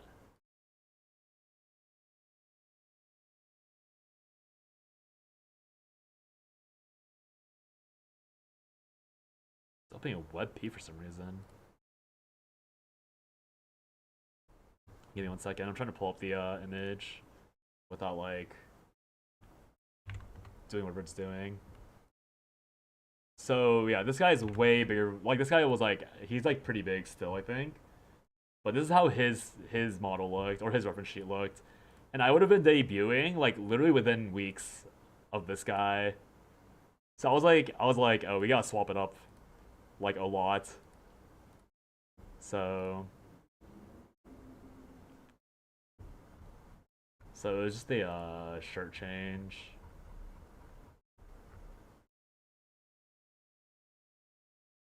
And the final design wasn't very same color scheme. Yeah, exactly. Because this is the nice looking color scheme. I think purple and black is a lot more standard, and also like, but he's like a fantasy rogue, so it made sense for him to be that.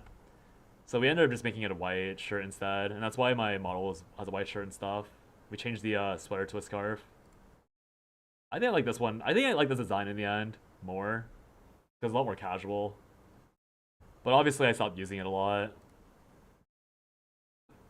Because swapping to this shirt made me want to like add more like accessories, which is why I ended up liking it more. Yeah, in the end, the reason why I don't use the VTuber model is because it's annoying to set up the rigging, and the model, well, the model is fine. It doesn't really add that much, in my opinion. Like, I'd rather just use my, like, a webcam or something. Because, ironically enough, I do genuinely think that a webcam is significantly less effort than the VTuber model. And all that. Alright.